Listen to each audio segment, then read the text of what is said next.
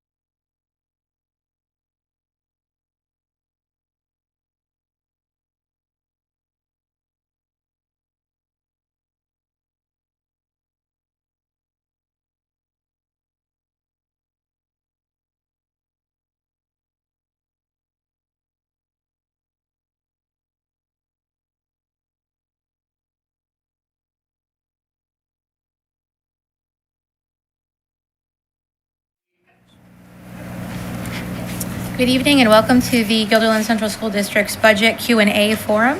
Today is March 17th. Can everyone please silence their cell phones and stand for the Pledge of Allegiance? I pledge allegiance to the flag of the United States of America and to the republic for which it stands, one nation, under God, indivisible, with liberty and justice for all.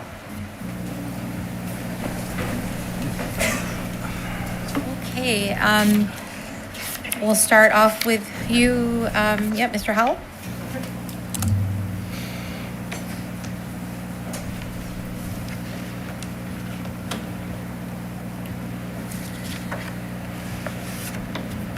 Okay.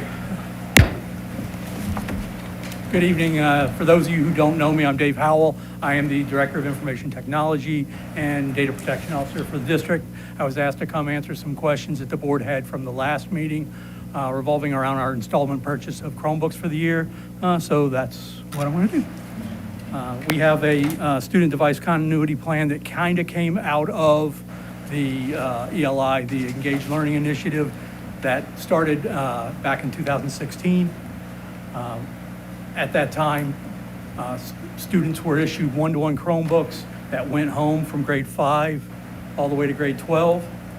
COVID, that kind of expanded all the way down to K.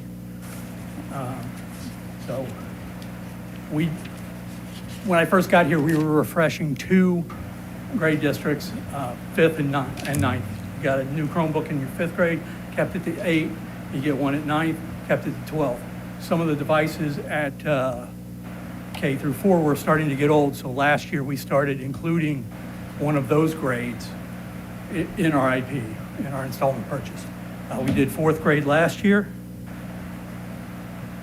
and this year we're planning on doing grade 3, grade 2 the following year, and then transitioning K and 1 from 1-to-1 to 1-to-2 as a little bit of a cost-saving measure and pedagogical shift the following year in the summer of 2028. They just don't need that much screen time. We can save a little bit by having one card shared between the 2 classrooms. That's the plan that we're working on with tech liaisons and all that.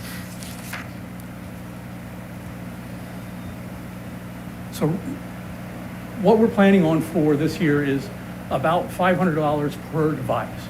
And that includes the Chromebook, the case, the license, and a 4-year accidental damage protection. We have a lot of damage that we deal with here. We have historically in the last few years bought 425 devices per grade level. Last year, we had to buy an extra 50 to have enough spares.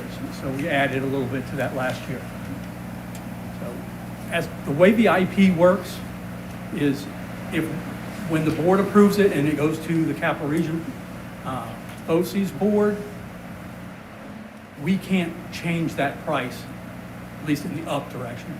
So if the prices for Chromebooks between now and it getting through Cap Region BOCES board change, all we can do is reduce our quantities. So, whatever amount that we approve and the BOCES board approves, we can't go above that dollar amount. We would have to drop the quantity of Chromebooks that we buy. And that's a very likely scenario because prices are going up all the time. Vendors are not holding quotes for longer than 14 days. And even then, the AI has caused memory prices to just go through the roof and availability to tank. So that's one of the things we're facing. Equipment purchases, whether they be just a straight equipment purchase or an installment purchase that go through BOCES, are state aidable at our normal rate. And, so knowing all these things, I tried to make some changes this year to the way we were doing the purchase, the devices we were purchasing, and the way we do the accidental damage protection to try to save us some money. If we had continued exactly what we did last year, this year, the overall cost would be about $50,000 more than it is. So I talked about accidental damage protection, or ADP. When I got here 4 years ago, there were a couple of our technicians that were spending an enormous amount of time repairing Chromebooks. And it really wasn't cost efficient to have them sit there all day and do Chromebook repairs when we could farm that out. So we back in 2023, in the fall of 2023, we started doing ADP. We were buying Lenovo's for the high school, Dell's for the elementary and middle, for the 5th grade, and they would move up. And we were buying ADP from each of those vendors. Well, I found a better alternative this year, and that's to let CDW, who is our biggest technology vendor, do those repairs for us at a savings of about $15 per device. In addition to that, there's no cap on the number of repairs we can send them. So we drop 10 in a box, seal it up, send it off, they repair them, send them back. When it comes back, we peel the label off, the next label's already underneath, ready to go. So trying to save some time, trying to save some money, because my technicians' time is money. If they're making Chromebook repairs, they're not out helping teachers.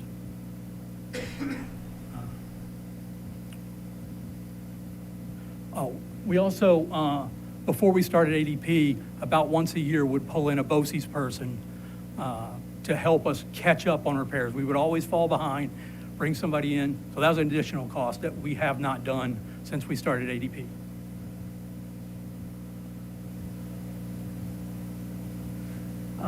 I just wanted to show, this is one of the more egregious issues we see. This was an accident, according to the student. It fell off, and that's what happened. I mean, this is the type of thing that we deal with on a daily basis. So what are we buying this year? We're buying Lenovo 500E Gen 5 Chromebooks. They used to come with a stylus docked in them. It was an extra cost. They finally made that optional. That'll be both 3rd, 5th, and 9th will be the same device, which also helps us out. And it's a little less expensive than the Dells that we were buying.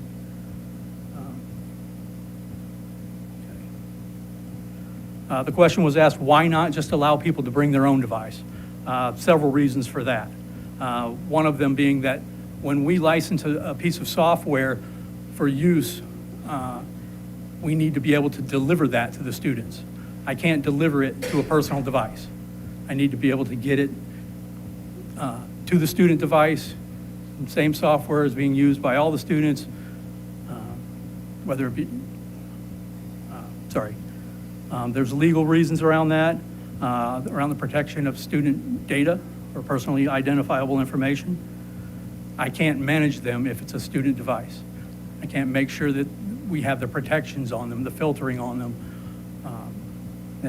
It also just aligns with the distraction, the New York State initiative for distraction-free schools.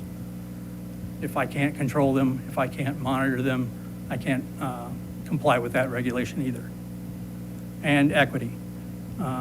If every student's got the same device per grade, they all have the same capabilities. They have a touch screen, they have camera, they have what they need. Next thing I want to talk about is why do we start when we start? Because of the test day cliff. As most of you know, at grades 3 to 8, they're doing state testing. They're doing that on the computer. If they're just seeing computers that year, they're probably not going to be ready for those tests.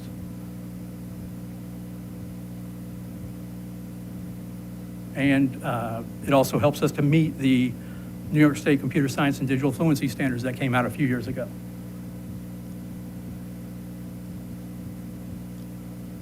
Balancing tech with pedagogy, I did have some help with creating this, both from AI and from some of my tech liaison folks.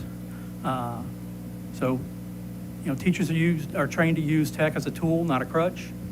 There's adaptive learning things out there that on the fly help the student get through whatever they're trying to learn, or give feedback to the teacher that says, hey, this student needs help with this concept.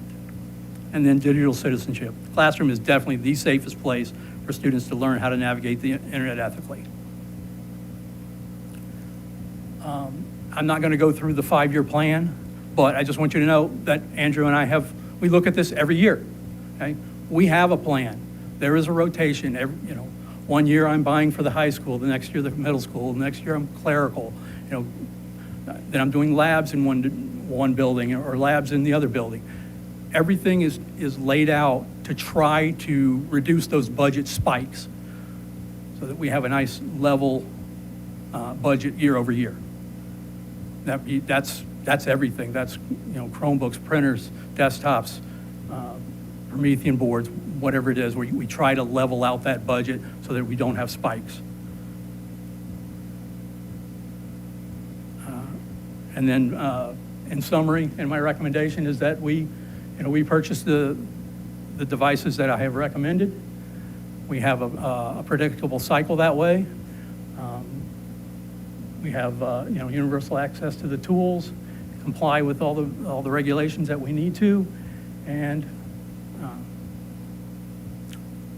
I did want to point out one more thing. I think there was another question that I didn't answer here, and that is the age of the devices we're getting rid of. So 5th, 9th, you get a new device. When we get those devices back at the end of 8th grade and at the beginning, at the end of the senior year and then beginning of 9th grade, because we don't try to get them back at the end of 8th, it's just too hard. When we get those devices back, we reuse those for carts, for loaners, things like that. We do reuse them for a 5th year. Right now, though, the 3rd grade and 2nd grade devices are 7 and 8 years old. And we are struggling to keep enough of those devices around at this point. That's all I had.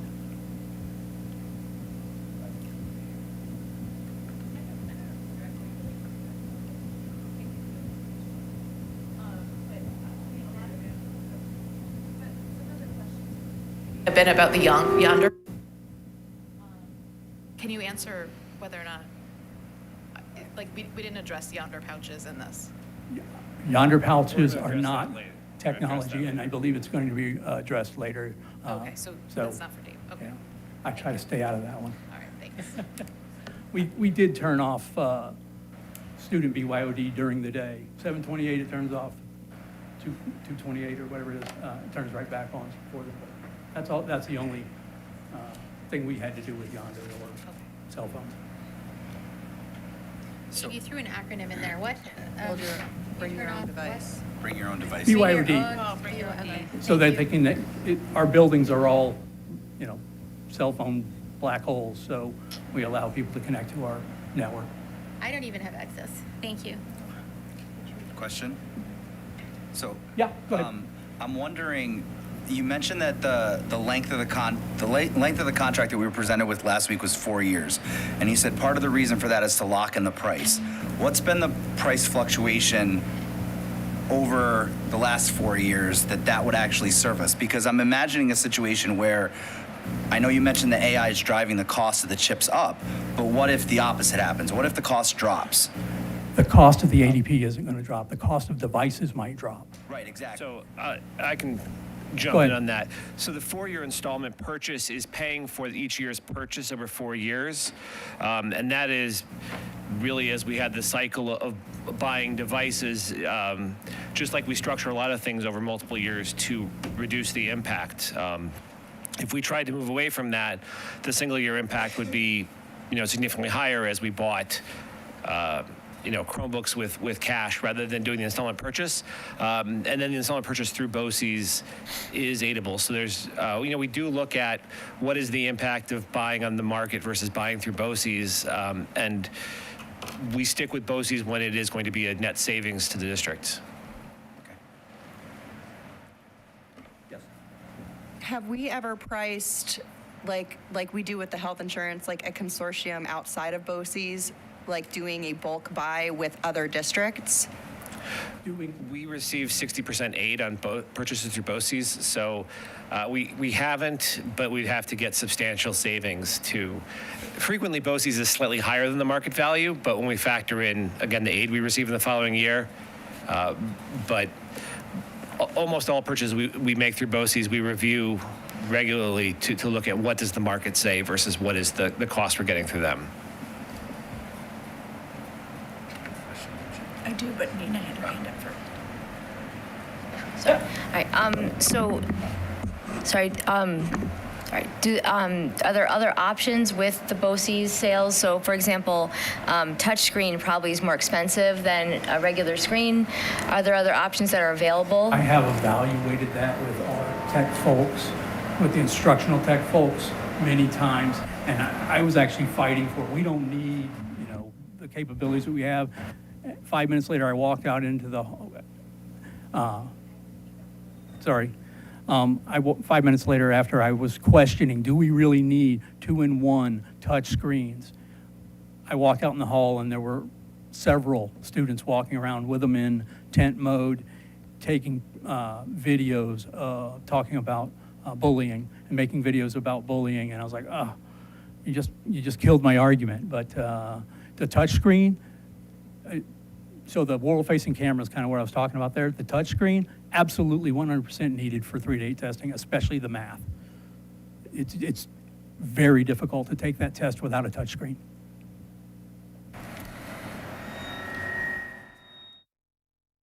First of all, can we get a copy of that presentation? Yep.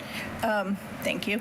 Second of all, and if you can't answer this, then we'll figure it out. But would there be a monetary cost to adding something where I've heard a lot of high school students say they have a hard time researching on our Chromebooks just because of all the blocks? Would there be some way of like a software or something that we would be able to give them a list of different sites or enable it? It's on the library website, and we are vastly underusing the resources that we have out there for that type of research. It's out there, we're paying for it, and it's, they want to use YouTube or they want to use Wikipedia or those things, and I'm not the expert on that, but I will tell you that I evaluate software usage, and those types of databases that we have access to, some free that come through the state, and some that we pay for directly, not being used enough. Thank you.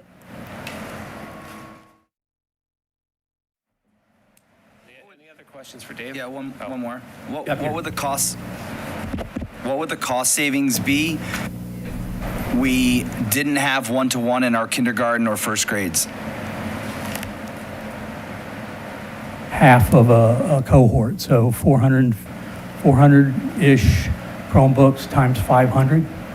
And that's what we're planning, actually. We're planning on going to 2-to-1 instead of, or 1-to-2 instead of 1-to-1 at those grades when their turn comes. Those devices right now, they have Chrome tablets. They were bought in 2021, so they're coming. Thank you. You're welcome. Thank you. Thank you.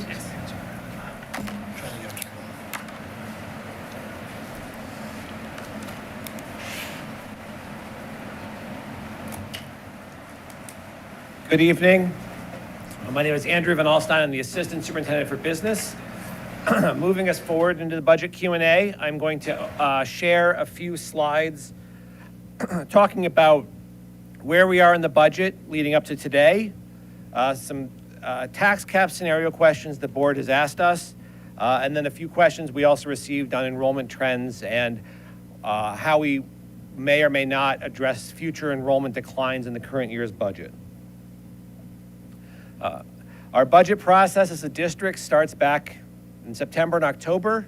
The district office team meets with instructional and non-instructional leaders from across the district to talk about how the current year's budget is going, how did our forecasts work, what did we miss on, what do we need to potentially address next year, and then we move into the development process where we look at budget requests. And unfortunately, this year we reached a point where we had a budget that had a gap in it, so we had to then look at potential reductions. In mid-February, as I said, we had a $4.1 million gap. We worked with our instructional and non-instructional leaders to identify $2.3 million in potential reductions. Those were shared at the last board meeting. And the current draft budget still has a $1.8 million shortfall. The question and answer session today is talking about the partial draft that was shared last week. So the numbers are the same. This is the broad overview. So roughly $131.6 million in revenue forecast for next year, with $133.4 million in expenses, so that $1.8 million gap. In this projection, we are using the levy at the tax cap, so this is what our tax levy limit is. But one of the questions that came up is, what is overriding the tax cap entail? We are roughly just under 15 years into the tax cap era. Last year, districts that were at or below the cap had a 99% passage rate in school budgets. Districts that sought to override the cap last year had a 60% success rate. If a budget overrides the tax cap, it needs that supermajority, so it needs 60% of voter approval to be passed. If a district puts up a budget in May, whether or not it complies, but a district that has a budget defeated in May has one more chance to propose a budget to the community. There's a second vote day in June. If a district is unable to pass a budget in May or June, it has to adopt what is called a contingent budget. A contingent budget is very austere and has significant impacts on school districts. It limits expenses in a number of categories. It has some freezes, including it freezes the tax levy. So in that last slide, $1.8 million gap, we would have to cut, there's, the 3.2% increase in that tax levy. We would have to cut that out as well and use the 2025, 2026 figure. There's restrictions on public use of buildings. We can only spend money on ordinary contingent expenses. We lose a lot of the discretionary funding or capabilities. So what our budget would look like next year with a contingent budget would be much different than any of the drafts we've discussed so far. As I said, next year's budget, the tax cap is 3.42%. For the average Guilderland assessment, the tax increase that's projected would be $193. At this point, we can only project what the tax rates would be because we don't yet know the final assessment figures or the equalization rates to apportion the share of the levy between the four towns in our district. If we had an override budget to close the $1.8 million gap, it would lead to a 5.6% tax increase with a $315 impact on the average assessment in Guilderland. And then for context, I shared the last 6 budgets, what the tax levy increase was. All 6 of those received significant public support. And in fact, recent years, we've had a higher percentage of yes votes in each subsequent budget. Any questions? Yeah, any questions on the tax cap? Rebecca?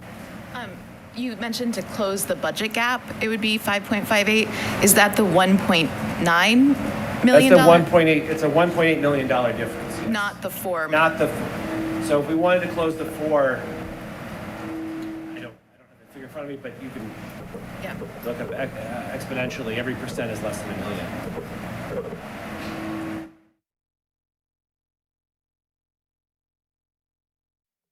Repeat that again. So the 5.58 is only that would for the 1.8. That would yield an additional $1.8 million in levy.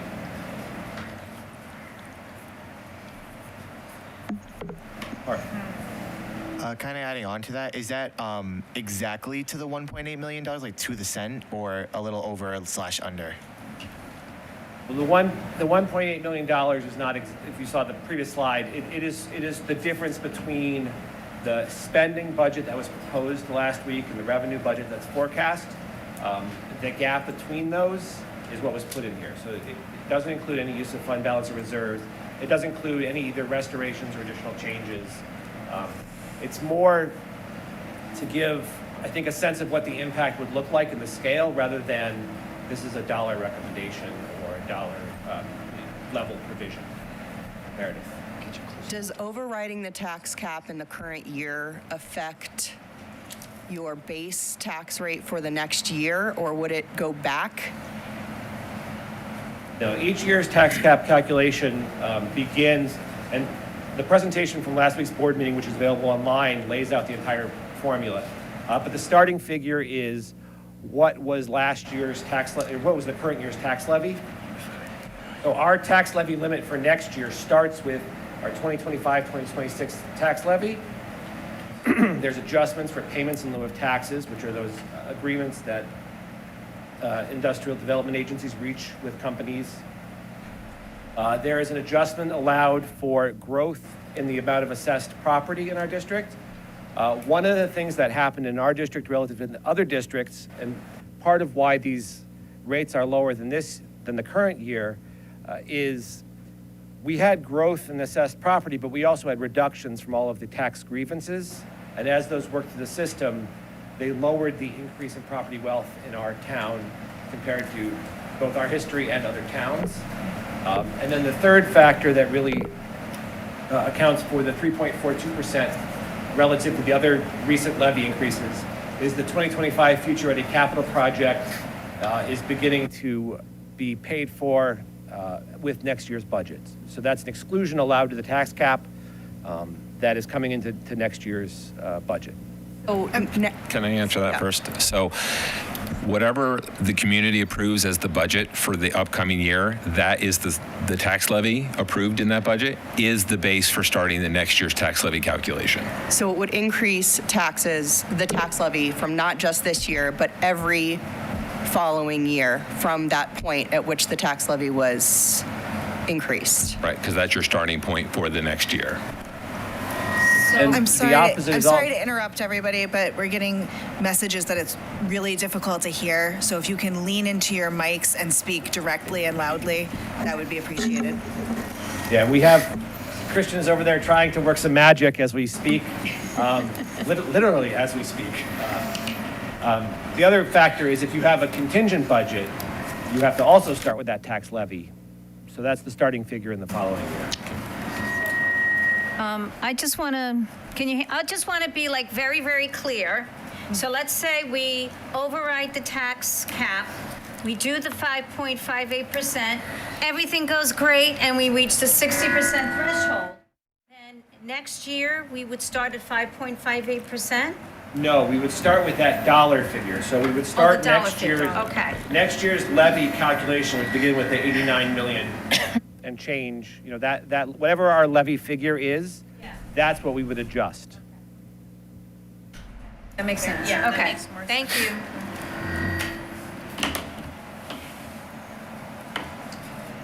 The only other tax cap comment I'll make is that the other reason that tax levies have been rising is inflation is a factor, but this is also what is squeezing a lot of school district budgets.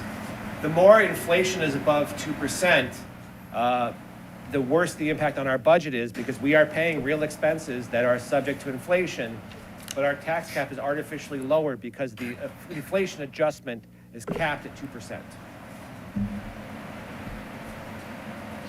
Can you explain that again? So we have that, you start with your levy and then you adjust it and you Yeah. can increase it. You can increase it by inflation. Closer. But the inflation amount is the lesser of 2% or Right. the actual rate of inflation. The actual rate of Yeah. inflation, okay. So for many years, inflation was low.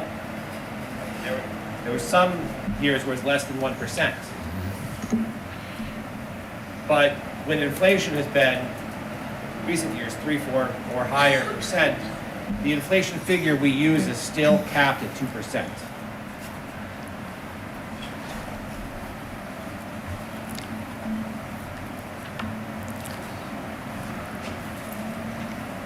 Another question that was asked, our enrollment for next year is projected to increase.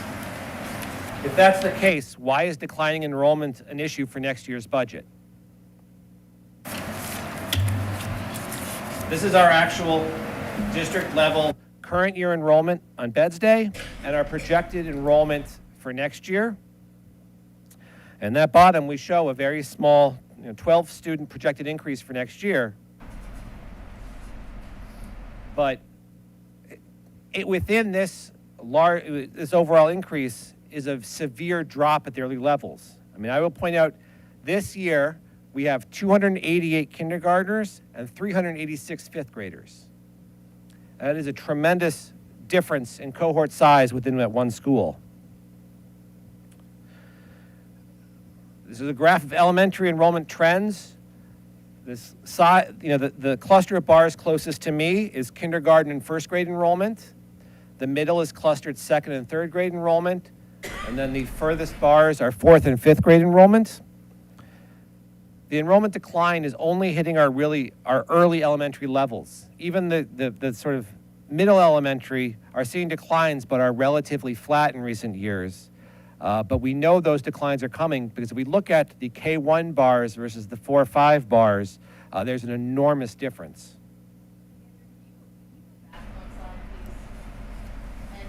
Can you explain where the projected kindergarten numbers come from for 26, 27? Certainly. I'm going to go forward 2 slides to do that. Okay. Thank you. Sorry. No. This is how one of the critical numbers we have in enrollment projections is how many. We asked 2 questions. How many babies were born in the district for the kindergarten eligible cohort? And then historically, how many babies that were born end up enrolling in kindergarten? And so we look at historical data. We look at 3, 5, and 7-year trends within our district to identify. We look at both births within Albany County and births within our school district specifically. So the 26-27 projected enrollment is larger because we had more kids born in the district 5 years prior than the previous year. But the next 2 years are going to see decreases in projected enrollment from next year's projection. And the 2023 birth data, which will coincide with the 2028-29 school year, we've dropped below 300 births in the district. So what does this have to do with next year? Well, there's a direct impact at the early elementary levels. We've seen elementary reductions in formula-based sections. So we use our formula to determine the number of sections and then the related special classes. But it also means the scale of our budget impact, we've had to make reductions across the board, not just at levels that are experiencing decline. So our budget gap is not really a function of declining enrollment at the early levels this year, but that's something we have to take in mind for the future because from that last slide I showed, enrollment declines are going to continue for at least the next 3 to 4 years in our district, and I would expect beyond that. And if that's the case, we're going to see the middle school and then the high school have a lot fewer students. While 2/3 of our revenue comes from the tax levy, we are also, receive a significant amount of support from the state.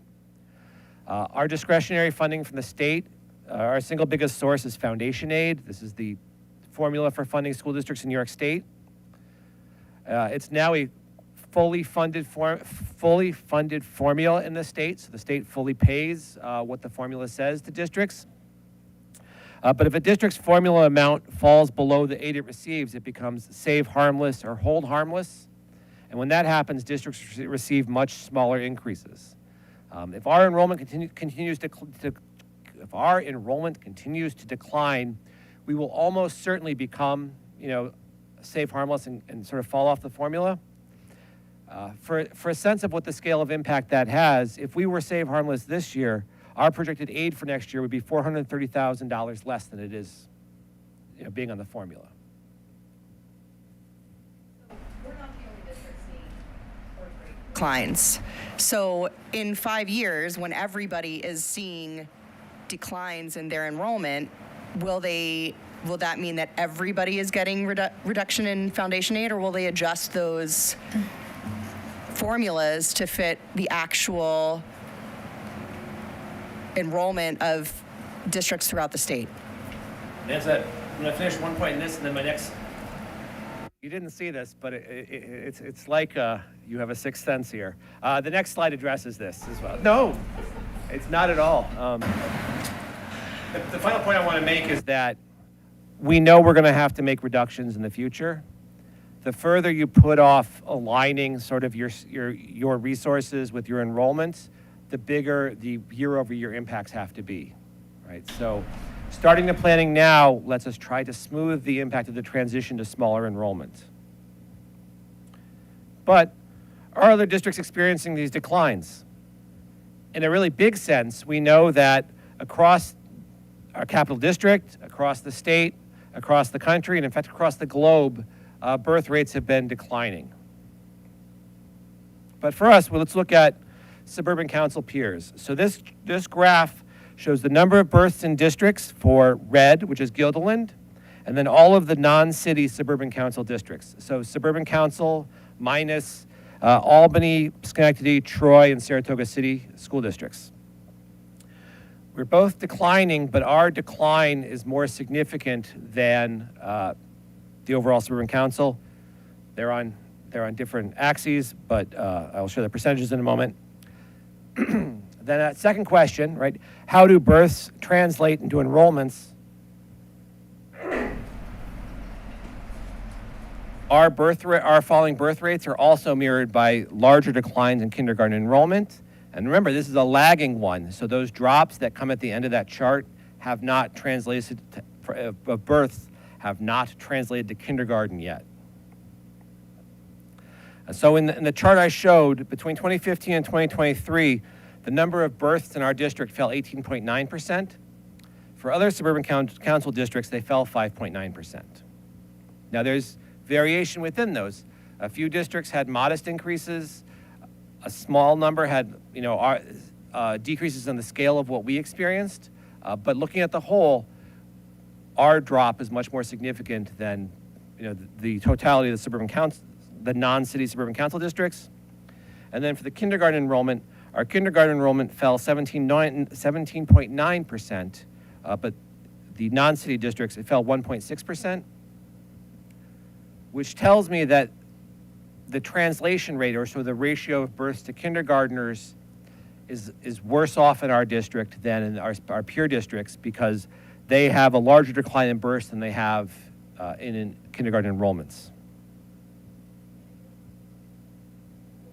Yep. I don't know, it doesn't seem to be working.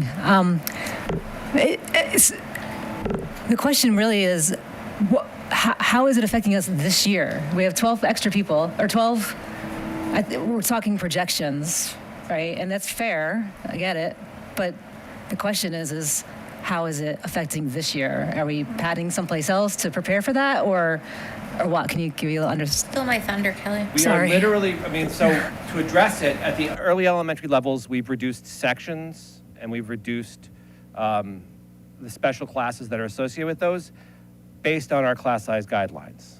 So the formula has reduced a number of sections at the elementary level. On a projection, just not this year. That's not happening. It's not happening this year. Well, we know that. It happened for this year compared to last year as well. And it happened last year compared to the year before that as well. Okay. So Did you want to add? we've reduced sections at the early elementary levels for the last few years in response to the formula. So, sorry, go ahead. No. So is that an impact in the beds reporting? Yeah, if we look at multiple years of enrollment beds data, our kindergarten cohorts have been generally smaller. There is, year-to-year fluctuation, but if we look at that, the bar chart of clustered enrollment, those are beds day data. So the K1 numbers are K1 beds day from those years. Those numbers are consistently going down, and they're starting to trickle into the second, third grade level, the fourth and fifth grade level. So the state looks at the bed data, right, when they're determining foundation aid. So has that impacted the foundation aid? No, we are still on the formula, so we still receive formula, but it does affect us because we receive a fixed amount of money per student. The foundation aid formula and its workings is very complex, but in a broad sense, it asks questions like, how much does it take to successfully educate a student? What additional resources are needed to educate English language learners, students with disabilities, students from economic hardship? And then it takes that amount and says, this is how much a district needs to spend, looks at a district's fiscal capacity, and then it says, so what share of that can the district raise locally based on income earned in the district and the property wealth? And then the difference between those is the adjusted foundation aid amount, and that's per student. And so they adjust your enrollment, they adjust the educational costs, and then that's how the formula runs. Blanca. aren't we supposed to receive a Blanca. Yes, oh, I'm sorry. Are we not supposed to receive a 4.9% increase in foundation aid, in state aid? I don't have the numbers in front of me, but the numbers in the governor's executive budget runs are lower than the updated runs. So they update the database in February. And so we are using in our budget numbers the February database, which is based on actual enrollment, not projected enrollment. Our projected enrollment was higher than our actual enrollment. So with no changes to the formula, just the changes to our enrollment data, our updated projected foundation aid is lower than it was in the January database. So does that mean that we could potentially receive more in foundation aid and you haven't taken that into account now? That would only be the case if we enroll a significant number of students between October and now. Okay. So the current foundation aid formula is based on the enrollment we had in October, which has only changed 1 or 2 students on the aggregate since then. So that would be a few $1,000 difference potentially. But the formula is updated multiple times a year in the state aid database, and they update the data for student counts, economic data. I'm just going to walk you through my question because I may not be asking it well. So if we're experiencing a drop from 386 to 288, but we're also potentially receiving a boost in foundation aid. Blanca? Yes. I'm so sorry to interrupt. No, go ahead. People in You the still back can't are hear having a me? hard time hearing you. I don't know what to do. I could yell. There you go. Hello, I'll yell. Is that better? Use your teacher voice. This is my mom voice. Okay, so if we're expecting a decrease from 386 to 288, have you, and that's not going to happen this year, but we're projecting that. So that's our actual That is our enrollment. actual, So we okay. have 300. The top numbers are 5th graders, the lower numbers are kindergartners this year. So in what you've presented to us already, have you taken into account that we are going to have an increase in foundation aid possibly? Or no? I'm trying to figure out what numbers you've used. So Because the the numbers numbers- I've seen are 4.9% increase. So that, so we adjusted, and I don't have the figures in front of me, but we had, our projected enrollment was higher than our actual enrollment. We knew from October that our actual enrollment was going to be lower than our projected enrollment. So when the governor's runs came out, we internally calculated an updated foundation aid figure, but then when the state updated its database on February 15th, we used that number, which was really close to what we had projected. But that's the number we're using in the budget now, and that's the database that will be, unless the state budget is substantially late, that's the database that will be used for the state budget as well. So when the state budget runs come out, they will mirror what the February database says. Out. Those of you out in the public out there, the beds data, in case you don't know, is just the state's reporting system for beds, and it happens on the first Wednesday in October generally, and that's the number they start with. So that's whatever our enrollment on that day is what the governor puts into their budget proposal to give you an idea of this is what we're estimating the aid to be. For the number that we have, I think what you're alluding to, Blanca, is unless we have a large enrollment of students, that foundation aid is not going to change very much. 1 or 2 students is not going to do it. So when Dr. Van Alstyne talked about the aggregate, we've had students and families move out of the district, and we've had students and families move into the district since that day in October. So it hasn't varied much, but we keep track of that internally. So we look at how many students do we have enrolled. We compare that to the governor's number to estimate what number they used. And that's how we were able to project that the aid wouldn't be quite as high as the initial number was, if that makes sense. Okay, so that's the number that we play with. Now, the other item in that for the foundation aid is if we have children with special needs, we have economically disadvantaged, you have English language learners, all of those add a fraction of a % of aid to that student count. So it can fluctuate a little bit. So every student may not be gathering us the same amount of state aid at that point. Is that? Okay. You have more? No, I'm nodding and thank you. Oh, all right. Thank you. Okay. Sorry. Kara. I just have a question about, on the appendix. I'm reading Appendix 6, and it just talks about enrollment. It says, this is the enrollment as of December 11th, 2025. Have these numbers changed at all? Because I know sometimes we get an influx of students and grade levels and stuff. Those are slightly different from the BEDS data, but they are within a few students.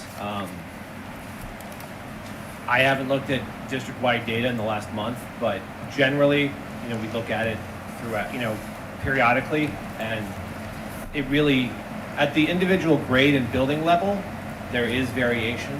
But as Dan alluded to, those often come out in the wash. So Yeah. a family of 3 might move in, but a family of 2 might move out. Okay. All right. So, do you have any number, or kind of estimation of how much it takes to, I guess, how much it costs to teach a student, every single year? How much it, costs for that one student? And then how does that, I heard you mention that we get money for each student. How does that number compare to how much we get for each student? That's a very important question. So the foundation, so there's 2 measures. So we submit data to the state for financial transparency under ESSA, which looks at the per pupil costs. And that is, there is both building and grade level costs and centralized district costs. And those figures are on the state website. We share them with our budget when they come out. The foundation aid formula itself is very out of date. And this is something, a couple of years ago that the governor proposed, and the final budget included money for a reevaluation of the foundation aid formula itself. This was the task force. It was led by Rockefeller Institute. They held hearings across the state. We hosted one of them. And the stakeholders from all aspects of education came out to share public comments and written comments, both on a personal and a very technical level about the formula. Roughly 20 years ago, the state did a cost of what it takes to educate a student. It set measures for success. It looked at the districts that did it without spending a lot of money and used that as the base amount. And then they just increased each year for inflation, which is not the most accurate measure. The Rockefeller Institute, I think it called its report a menu of options for policymakers for addressing all aspects of the formula. But the short answer is the state has a measure, but it's likely not very accurate to what current practice and experience is for school districts. You mentioned that reduced enrollment did not have an impact on our budget deficit this year, but it goes into projection for reduced sections and has an impact on looking at projected foundation aid down the road. Are there any other areas in the budget that are taken into consideration or the planning for reduced enrollment that you have has an impact on? Broadly speaking, we look at the budget as part of a multi-year plan, right? And I've said, many times that the decisions we make tomorrow, we want to maximize opportunity for students tomorrow and students 3 and 5 years from now. And we need to make sure that we don't do things that either disproportionately hurt next year's students or students 5 years from now. We need to make sure that we serve all of our students by balancing that long-range plan. We are not proposing a single other than the early elementary formulas. There's not a reduction we're proposing to make to say this is because we're going to have fewer students in 3 years. And the message is we are entering a period of possibly sustained challenge with enrollment declines that could lead to declines in the growth of state aid relative to our expenses. All right, so it's more trying to raise a warning light to think about those choices, not to say we have to cut X, Y, or Z or reduce X, Y, or Z or save money on X, Y, or Z because we have students coming in a few years. before, the using the reserve funds. It sounds like this issue speaks to that, like it would preclude us from being able to utilize the reserve funds because of these factors. Is that what you're alluding to as well? The danger your fund balance and reserves are a secondary tool in how you engage in long-range planning. The single biggest danger a district encounters is beginning to use one-time funds for recurring expenses, all right? And this is where I think the household metaphor makes sense, right? So if you have a shortfall in your budget and you start to put things that you see as necessary on credit cards, that debt grows exponentially, right? Because next year, if you want to keep doing that stuff, you put it on credit cards, but you're still carrying the additional debt. You have those additional payments. I mean, the reverse is true for us. If we plug a hole with reserves for something we're going to continue in the future, next year's budget starts with drawing down those savings plus additional reductions in savings to meet that expense. We try to engage in long-range planning with those reserves to use them for expenses to serve the district and the taxpayer and our students, right? So the 2025 capital project, we used a significant amount of our capital reserve to offset the tax impact on our community. Now, our reserves were smaller because of the tax certiorari issues that had driven them down, so we had not funded the capital reserve in the way we might have in the past. But we did have, a few $1 million we applied to the capital project from that amount. All right. Oh. I guess what's perplexing me and frustrating me is that I know we have neighboring districts that got less funding than us, but why do we have such a shortfall? That's what I don't understand. Like, how did this happen? There's always a lot of differences, but I think the two biggest differences between us and our neighboring districts, one is we entered the last few years, so the COVID stimulus and foundation aid phase-in era, with significantly less money and savings than our peer districts. So, and that's a reflection of both savings and surpluses in their budgets that are built in, right? So they had budgets that had surpluses that built those savings and gave them cushion. The second difference is we then entered a wave of tax certiorari grievances that drove our smaller reserves down even further. Can you explain the tax certiorari, please? Because I think that is something that a lot of people are not aware of, why we're in this situation with that, what it is, and how the district is repaying it. So I don't have the figures in front of me, so I will not give the absolute numbers, but I will say the town prior to COVID did a reevaluation. Towns do those regularly. When there's a reevaluation, there's often assessment grievances, especially for private companies, challenge the assessment of their properties because their tax bills are often very large.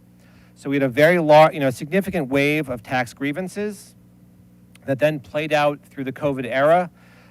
So depending on how the process works, for a number of the largest of those, one of the key questions was, what was the financial activity in that entity on July 1st, 2020? Right. That's July 1st of that was these too years high said level, the law. Andrew. Let's break it down a little bit more. So what that resulted in is we saw large reductions in the assessed value of Crossgates largely, but also the industrial park, a lot of other retail, strip malls and other properties, apartment complexes across the board. When those grievances are successful, we have to pay back the taxes that we over-levied from those entities. Right? So we taxed them based on this assessment value. When it drops to this value, we have to pay them back that amount plus interest. And those cases play out over years, so we pay back 3 or 4 years of taxes in some cases, plus interest. So in other words, They went back when they contested their taxes. They went back to the date of July 1st, 2020. Well, if you remember, most everything was shut down. So any business at that point in time had a lower market value than they would on a day, say, in 2019 on July 1st, when it was fully open and operational. So the judge had, in the judgment, had picked that date, and all of those large valued properties dropped in assessment value. That happened years after we had done school budgets. So now we have to go back to every year since July 1st of 2020 and refund those taxes. That's why it had such a big impact on the district that other communities didn't necessarily have at that point. Some of the judgments did use July 1st, 2021, which was mildly better, but the economy was still not great for retail. Sorry. Okay. The tax certiorari issue, though, was an issue last year in the budget. So I guess I'm confused why this year's budget is continuing and even escalating the deficit. That's my first question. My second question is, to your point about July 1st, 2020 and evaluations, we're now in 2026. When do the reevaluations occur? There's no date set by law, so there are municipalities that go decades without reassessing, and that's up to towns themselves, town boards. In terms of the impact on the gap is smaller this year than last year. There's a slight one because the amount of our bond increased. We had to borrow. At first, we paid these back from our savings. We depleted our tax certiorari reserve. We drew on other reserves, and then we ultimately, when we paid Crossgates, we issued a bond. That's repayable over 15 years. So for more than a decade from now, we'll still be paying for that out of the general fund as part of our budget. So they stay with us for a very long time, and those are funds we can't spend elsewhere. But then why is there a $4 million deficit this year? The $4 million deficit this year is driven by health insurance increases, special education increases, transportation increases, contractual salary increases, expense increases. I guess kind of bouncing off of that, are other districts not feeling the impact of like transportation increases and health insurance increases? Are they not feeling the same impact that we are? And if they are, how are they like dealing with it? And what are they like cutting out and stuff? Districts are feeling health insurance increases. If we look at our history of budgeting in this district, our budget to actual is very close than a lot of our peer districts. So we have less cushion in those budgets to absorb these increases. But we also see districts having significant hardship, right? Scotia Glendale just closed an elementary school because of declining enrollment. And I know health insurance and transportation challenges were a part of the overall financial challenge they face.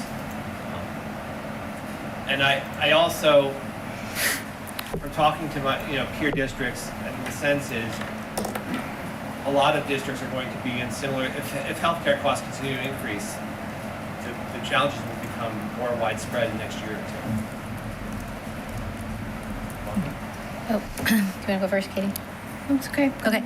So sort of piggyback on Tara's point and Perth's question, and Rebecca's, I'm trying to figure out how we got here. And we have a relatively low fiscal stress rating, right, with the New York State Comptroller. Mm-hmm. So it's, I think, 3.3. That's not relative. That is low. Yeah, it's very okay, so it's low. Yeah, it is. Wouldn't someone have noticed in 2023, 2024, and 2025 that we were headed towards this? No, I'm just wondering why wouldn't that have, been picked up on? How is it that we are in fiscal stress, but we haven't really been identified? We're not in fiscal stress. We want to avoid being in fiscal stress. I guess I would argue the deficit that we're trying to cover is. But it's not. We don't have an actual deficit yet. Right. So that's next year's proposed budget. Right? Yep. We haven't spent the money yet. So when we talk about deficit, we're talking about in planning the budget for next year with what we think is going to happen. So we're not in a deficit at this point. The fiscal stress score, I mean, no disrespect to the comptroller's office. It is not based in reality. In my experience in my former district, the fiscal stress score had nothing to do with our ability to pay our bills. So I know you have to be, during the operating year, really, my belief is you have to be in a deficit during your operating year to really raise your fiscal stress score. That's my perception. I know there's a lot more to it. That's very basic. So, but it's very challenging to read that number and say, hey, what is the issue? I think the problem is the rate of increase of things that we're seeing this year, especially in health insurance, special education, transportation, operations and maintenance. By the way, if anyone's paid an electric or a gas bill recently, you know exactly what we're talking about. We're facing the same thing that you're facing in that arena as well. All of those challenges come at the same time.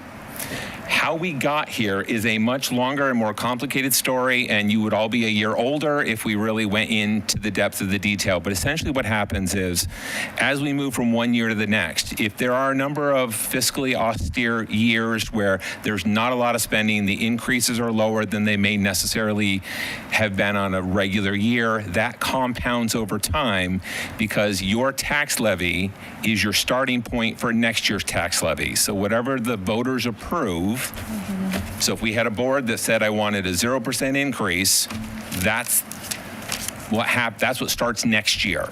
And then the following year is based on that year. So it compounds over time, sort of like saving for retirement. If you put the money in early, it builds up interest over a greater period of time. With this, in our budgeting, in our expenses, this tax cap combined with some past choices and some not so good results from the court in the tax tertiary case have created a situation where there's just not a lot of money left hanging around to fill in the gaps and pay for some of those one-time expenses. That has happened over time. It's not any one thing. It's not just this year. And by the way, the people that work with me on a regular basis know this. We will all get to the same place no matter what school district in New York State we're talking about. Will arrive at something like this at some point in the future. We're all arriving to the party at a different time based on our own circumstances. Dr. Van Alstyne just already alluded to our tax tertiary and a few other challenges that we've had in the past. That's why we're arriving first. Not a party we all want to go to, but that's where we're at. And other districts will arrive. We're just all in slightly different places in the time that we get there. Kelly? I have some questions about the restricted fund balance and how we went from, in 2023, we had $6.3 million in our fund, which was really, really low. Now we're up to $18.4 million. That's almost 200% increase. And my concern is that last year we sat here around the same time and we're like, oh no, we need to cut 5 TAs. Oh no, we need to cut this. And we found the money. We added $5.1 million to our rainy day fund that year, while at the same time we're talking about cuts. What I want to avoid is that same exact situation right now. As we're talking about cuts, if we sit here next year and there's any money going into the fund balance, I think I'll have a conniption because we've been looking at this year after year. Is it coming from overestimating or underestimating what our costs are going to be and underestimating how much money we're going to get? Because that's a lot of money to be put into a fund balance, and we have enough in a fund balance.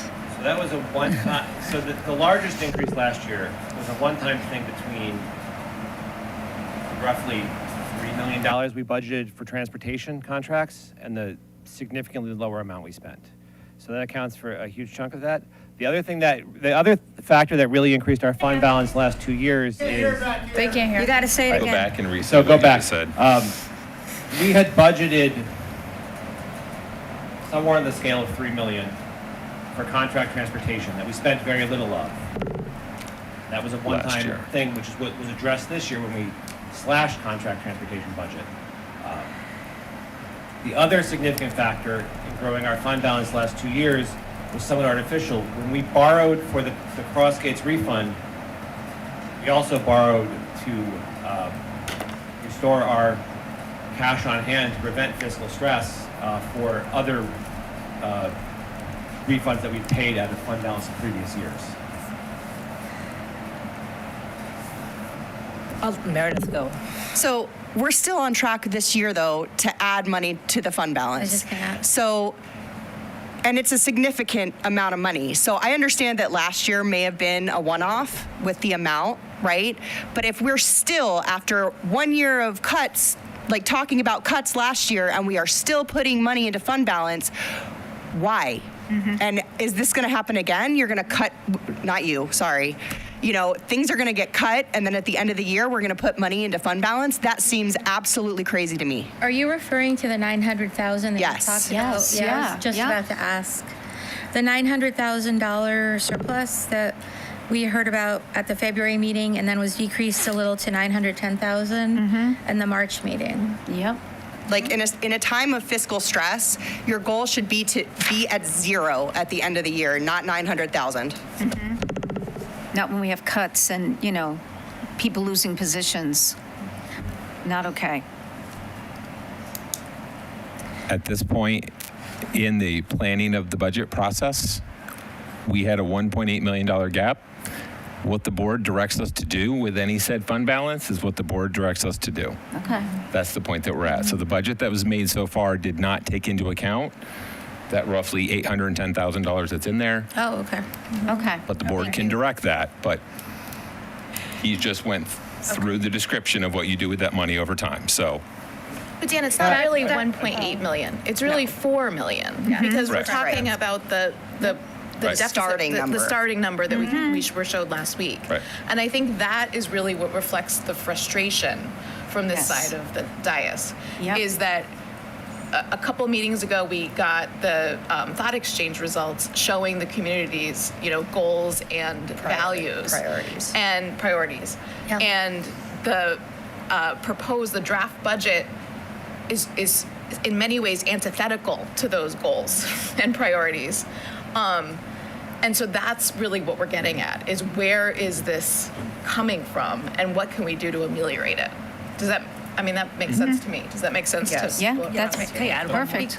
Go ahead, Katie. Because, well, to clarify when we're addressing it, not everyone from the feedback that we got from the community, we're understanding from slide 8 whether to that point, that the reductions of 2.3 million were exclusive. They did not include the additional 1.8 million shortfall that's still there. I know that we've said that, but I don't know, that's been a question that has been not clear for a community that they've talked about it, that even with these reductions, there's still that shortfall, and I don't, it's identified as that, but I don't know that that was especially clear for everyone.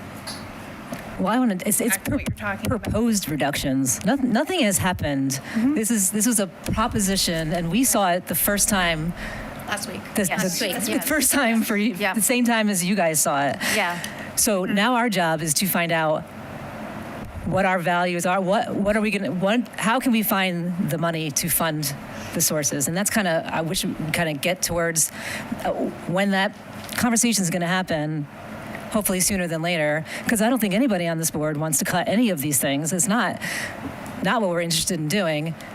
So now we need to put our heads together and figure out how we can fund these things, how we can get more revenue We can only ask to fund all the questions. things that we Yeah. want Yes. to do. Andrew, could you go over at some point tonight what we're allowed to, because I think we can't access all the 200% increase we've had in the fund balances. I think we can't touch it. Is that correct? Can we take money out of that or no? So each year you carry forward 4% of the following year's budget, an unrestricted, unallocated fund balance, often used just a shorthand of fund balance. That is cash on hand. And the additional surplus put into reserves or applied to the following year's budget. And we have put money into reserves. Every reserve has its own rules on how it's funded, how money is withdrawn from that and spent. So there's not one approach to handling reserves. Because I think we have multiple reserves, though, and one of them has like a significant amount of money in it. Let me think. Is it the E? Well, one of the, TRS? I guess an example would be, yes, that, I did a little bit of research on this. Thank you. The ERS and TRS, yes, it has a lot of money, but we also spend a lot of money in that. right. So it doesn't have a huge amount. But for example, a small thing would be the unemployment insurance reserve has like $377,000 in it.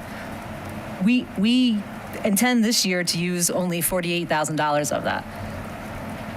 And that's in the budget, right? So we have 7 times more, 7 years worth of fund in there, really, is what we have. So why can't we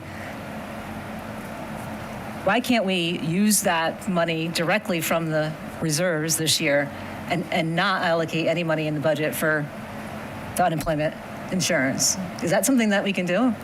Similarly with the ERS and TRS, I'm not saying a lot, but like a little, can we take a little bit from these things for what they're intended for, because they're fenced off, we know that, and put that towards our budget this year? And I understand that that puts us in a bad place for next year.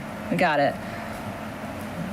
But we could look towards that as a way of revenue, as well as potential small tax override that maybe would be more palatable to the taxpayers at that point. I don't know. There's lots of different things that we can look at here for the avenues of revenue, and I just kind of want to go through what is possible and see what people are thinking. Have we assessed like the longest period of time where there's been fiscal stress in the district that we would have to get through possibly using fund balance? Like, is it 11 years? What's the growth? What's the, how long could we possibly go before the economy shifts and we go into a time of more surplus? No? That's a question. That's not a question for off the cuff. Yeah. Okay, sure. Yeah. Can you explain the TRS and ERS funds? Because I know that we also have, it shows up in other areas in the budget. So for the reserve fund, can you explain what those accounts are used for? I mean, every reserve has its legally defined uses. In those cases, they are for expenses related to TRS and ERS bills. We pay significant amounts for both, especially TRS, because we have so many teachers. The TRS is Teacher Retirement Fund, the ERS is the Employment Retirement Fund. Non-instructional staff, we pay into the ERS for them. Teachers, we pay the TRS for them. Each year, the rates are set by the state based on investment returns, projected expenses, all of those factors. So they can fluctuate wildly. Often the single biggest variable is how's Wall Street doing, because so much of the state's portfolio is invested, but that's not, or a proxy rather than a linear relationship. Katie? But we've made a significant increase into that fund over, right? So what accounted for the significant increase? It's a relatively new reserve. It's the most recent reserve authorized by the state. So we invest the money in that for potential TRS obligations. So on page 40 of the budget, where it has all these numbers for employee benefits, are these the actual payments made to these accounts, or are these like the balance in the accounts? In the budget document, the first 3 columns of numbers are actuals from those years. Okay. Oh, I Last see. year's And then budget. budgeted Okay. amount. We had been under budgeted for ERS and TRS in recent years because the projections and the salary growth outpaced the calculations we made. Okay. So we do have other surrounding districts that have large commercial and industrial operations. Do any of them have similar tax certiorari, or it's just Guilderland? It's much more common in Westchester County and Long Island. Okay. where the scale we had would be perhaps typical there. I don't know that for sure, but it is much more frequent downstate on Long Island than it is around here.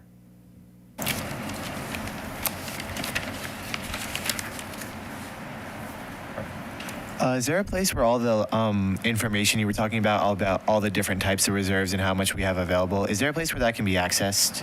We have a fund balance, we have a reserve plan on our website that outlines the legal requirements for each reserve. Does it Okay, say thank you. how much money we have, what our balances are? Not up to date. Our financial report has the most recent balances of each of those. Thank you. I just have one last question about the reserve funds for TRS. So the money that's in there now is for future expenses, not for this current budget year's We have the expenses? ability to draw on it as needed. Okay, But okay. again, when you spend down, that creates the potential for that fiscal cliff. Have a lot, but I thought we did. Am I incorrect? What I said was we didn't have, compared to our peers, we had a much smaller level of surplus coming into the recent COVID stimulus, foundation aid phase-in era, which was a result of having much tighter budgets. More numbers, please, for all of our accounts, and any rules, if maybe you can make a spreadsheet for us or explain it to us, what we're allowed to take from where legally? Thank you. I have one more question. Is there any excess over the 4% for the unrestricted reserve fund that we haven't moved someplace else yet? We do, that's done at the end of the fiscal year. Okay. So we don't, the 4% limit only comes into effect when closing the books and opening the books. So at the end of the fiscal year, when we do our external audit and we develop our financials, that's when the 4% limit is in effect. So so it has to go into we have to move it into a restricted, or a restricted. Move it into place. reserves, apply it to taxes, those are the options. So a way to avoid moving into reserves is to not have it right at 4% all the time, right?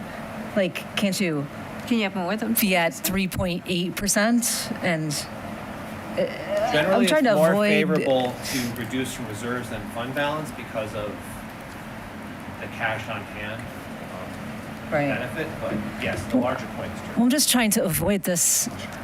We have no other option with this extra money that we end up with at the end of the year. Is the only option at that point is to put into a fenced account that we can never touch. You know, I think we should do a better job of projecting it in the beginning, possibly. But I mean, so I looked over a lot of the neighboring districts, and last year Bethlehem earmarked $715,000 from their fund balance and didn't end up using it, right? So they don't have to actually use that, but to get to the numbers so they could balance their budget, that's how they utilized it. And then they made those cuts throughout the year so that they will not touch those funds. Are we looking at that type of a strategic plan and putting that in place so that we, A, don't have to take the fund balance out, or also get to that balanced budget so that we can present something to the taxpayers that is acceptable? And Dan alluded to, in doing the draft budget, we did not make a recommendation on appropriating fund balance. But that is something we've done most, but not all recent years. I think when it comes down to cutting jobs and cutting activities that are so meaningful to our community, I think, well, we could take a vote, but we could see who would be interested in looking at that in the future, because we save this money for a rainy day, and when we start cutting jobs, it's raining, and we start cutting student services and programs that are so dear to everybody's hearts, it's raining, so we have to take a look at it. And Meredith, I think that's something I would support. It's raining, but there also appears to be some serious things that as a board, we need to make sure that we're addressing. Right, I would say there's still other If things. there's a structural issue, there's a structural issue Right. that next year, there's still going to be a need to, a budget shortfall or whatever it might be when we get to this point, then we need to start addressing those things, right? And if declining enrollment and the astronomical cost in health insurance are two of the biggest drivers, then those are things that we have to figure out. Yes, it's raining, but we also have to figure out what's happening so that we can sustain over time. Yeah, I think we all agree, Peter. Yeah. And I think we're headed that way. I think we should let Andrew finish, though, Yep. stick with questions, and then we will have the Andrew. opportunity to discuss it further. Go ahead, Andrew. Okay.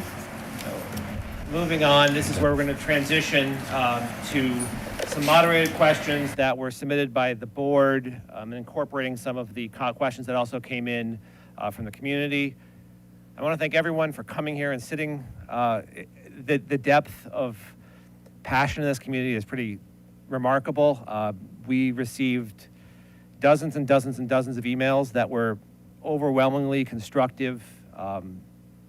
People were, hurt by some of the recommendations and affected by them, but shared a love for the district that, we want to all reflect in this. But one of the questions that came up from across the board in the community was about co-curricular funds and the proposed reduction of some stipends. I'm just going to share two graphs. You're not going to be able to read them because we have so many clubs, but for visual impact, these are all the clubs operating at the high school this year. The clubs that are colored in yellow were the ones that had funded this year with proposed reductions for next year. The ones that are in green are the ones that are still proposed for funding next year. And likewise, at the middle school, these are the proposed stipends proposed for reduction, the proposed stipends for funding. But as you can see, there are many clubs that operate without funded stipends. And there. Is somebody else? Okay. The white ones are the ones that don't have a stipend. So on those two charts, any of the white bars that you see are clubs that operate with no stipend. Okay. Can I ask a question now or no? How much? That was it. Okay. I think, no, this is where we're transitioning to other people speaking. The So I other. think Mike and Mike are going to talk about. But I have a question about this. Okay. What is the total savings by, you don't want to call it nixing, but unfunding, you're defunding these clubs? How much is the district saving? Between both the middle school and high school, approximately $78,000. Right, so 78,000. Not a lot. Okay, thank you.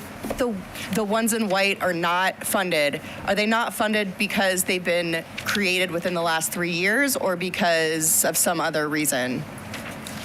Are they new or are they? Don't have a stipend. Many of them have been around for a while. Some of them are new.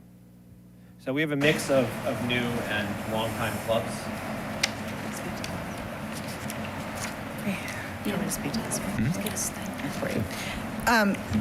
Meredith, to answer your question, not the stipended clubs, that those decisions are made by our co-curricular committee, which is a joint committee of GTA members and administration that provides criteria for which clubs should receive advisor stipends, what level of stipend they should receive, and when there are discrepancies between what the advisor feels the stipend should be and what the paid stipend is, there are appeals that go through that committee. So that's a different structure.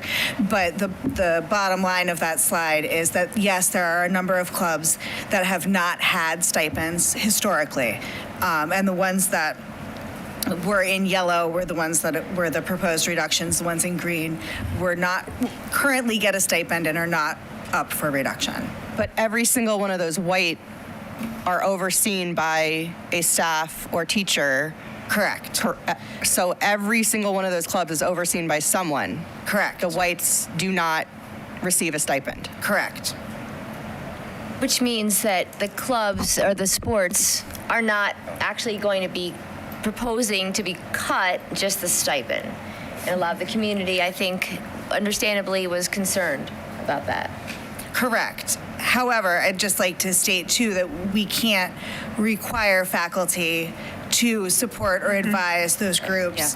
That would have to be on a voluntary basis. We can't ask them to do that. Thank you, Rachel. Okay.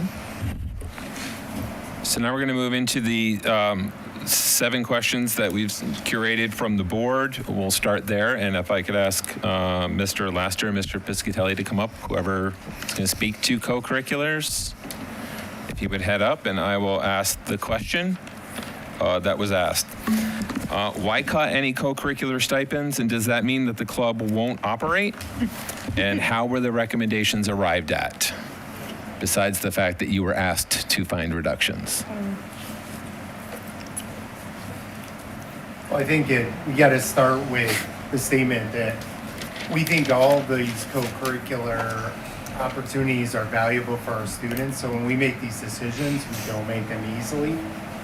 Let me start with the second one. If we cut the stipends, I would anticipate that most of these clubs will not run without the stipend. I don't believe our staff would. We can't say that with certainty, but I would echo I will echo what Ms. Anderson said about if we don't offer the stipend, we can't count on that the club is going to run. With that being said, how do we make decisions about it? We looked at the list of clubs and we said, okay, what are the ones that are most essential, that are fixtures as part of our program that we cannot function out without during the school year? Things like yearbook, student government, National Honor Society. Those were things that were left in. And again, I don't want to make it sound like the other clubs didn't have value in it. It's just we had to prioritize and select where we were going to prioritize those clubs. Hi, thanks for giving me the opportunity to comment a little bit on this controversial topic. Obviously, this is a difficult decision for all of us to be standing up here and recommending reductions. As Mr. Mayberry indicated, we were given the task of finding 5% reductions in our budgets at each building level and department level. When we made those decisions, we looked at total enrollment in our extracurricular. We also looked at what clubs were able to be self-funded and continue to provide opportunities for students. So I'm pretty proud to continue to say that MASC will still be on. Future Cities and the advisors and I are working on trying to figure out a self-funded strategy or a way to have our national championship team sponsored by a community partnership or other regional entity. We're also looking at ways to preserve opportunities for students outside the funded stipend clubs. At FMS next year, we're excited to offer over 33 extracurricular opportunities for students. And as we know, at the middle level, participation in extracurricular activities is essential to their growth and success. So despite these difficult financial circumstances we're in, we had to make difficult decisions and recommendations that the board are going to have to decide on, and this is where we landed. We're excited at the potential to continue to offer opportunities for kids, just in a different way. Thank you. Thank you. Thank you. Thank you. Mike, when you say MASC is still going to continue, what do you mean? I can't wait to participate in the show next year. If the So funding- MASC and the advisors and I have already met. They have the ability to self-fund. However, we're looking at other ways to continue those extracurricular opportunities that affect many, many students at both levels, the middle school and high school level. Thank you. Thank you. You're welcome. Yes, Rebecca. Actually, just Dr. for Mr. Piscatelli, what about the high school programs? Will they still exist? Are we still working on finding solutions for them? I know one of the faculty last week spoke to us about Model UN. Yeah. Yeah, we're in the same boat. Again, I don't have the exact count like Ms. Laster does of how many clubs we have that don't have stipends right now, but it's clearly like 30 or 40 different clubs. And again, I think those are conversations we're going to have. We want to be careful too about, I'm always careful about saying we're going to self-fund, because I don't want it to turn into another burden on our community that we're expecting them to fund something that we're offering to the students. So I think it's a conversation, but we have to look for different partnerships to make that happen. Thank you. Thank you both. Okay. Is it possible to, can everyone hear? Sorry. Is it possible to have parent volunteers or adult volunteers that go through our volunteer vetting process take over any of these clubs, or at least just help out? I welcome parent volunteer assistance, as long as we, follow the board policy of volunteer application. We'd have to obviously work with the faculty members involved with the existing clubs to see what that capacity looks like, but we're always looking for partnerships with our community and our parents. Thank you. Just so the public knows, we have been trying, like behind the scenes, our crew has been trying to fix the mic situation, and it looks like it's a problem that can't be fixed on the spot right now. Sorry. I even offered to take a recess. So this is what we've got right now. It is recorded, however, and our technician says that the recording is clear and audible. So you can go back and refer to it later. Okay. What happened? Okay. We're good? Yeah. Thanks, Mike. Thanks. I think somebody asked something. I can't hear anything. The next question, I will turn to Mr. Biscatelli once again. Should we maintain the underpouch program at the high school? We are in the first year of implementing the honor pouches with the new law against cell phones at the school. I think it's been effective this year. It's a very visual tool to ensure that our students are complying with the law. I have seen a lot of positives with the use of the pouches this year. Reduction in fights, reduction in bullying, reduction of instances of things going around social media. We're not naive about the pouches. We recognize that there are ways around it. And it's kind of like Mr. Howell was talking about the Chromebooks and the filtering. You're constantly, with the Chromebooks, trying to battle students and outside agencies that are looking for ways around our firewalls. It's the same thing with the honor pouches and our students. They are always looking for creative ways to get access to their phones. So we are responding and adjusting and figuring out ways that we can respond to what they are doing. But I really do, in my opinion, I think it would be a mistake after a year to go away from the honor pouches. Okay. So are we utilizing, I mean, it's for Rachel, are we utilizing the New York State grants for these yonder pouches? Because that's part of the deal when we first initiate, well, maybe not our part of the deal. From my understanding is that came with grants from New York State if they're going to, direct this. Have we applied for them and do we get all the full funding? We have not received any information about grants for those devices at this time. Okay. So it's a one-time, Look into. No, it's right? not- No, I was told that there's still funding for it by a very reliable source. So I can get her to reach out to you. That would be great. About that, I think there was some mention that we were going to be purchased, or in the draft budget, there's a purchase. Is there a reason why we can't recycle the current 12th graders? Oh, yeah. That is something we're going to do. We've already sent something out to our seniors asking if they could turn them back in at the end of the year. I will tell you though, having now worked with them for a while, they get beat up pretty quickly.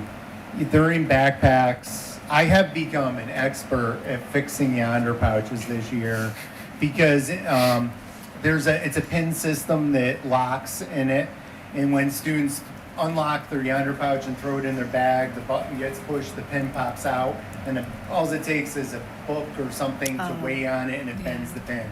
So, but regardless, I think again, besides the use of them, I'd be a little worried hygiene-wise that we're just passing them on to a ninth grader who's coming into the building. I'd rather see us give a ninth grader that's going to be using the same pouch for the next 4 years a brand new pouch. Okay. How many have had to be replaced so far this year? Not as many as you think. I'd say probably like 30, Oh, wow. 40 maybe. That's not bad. No.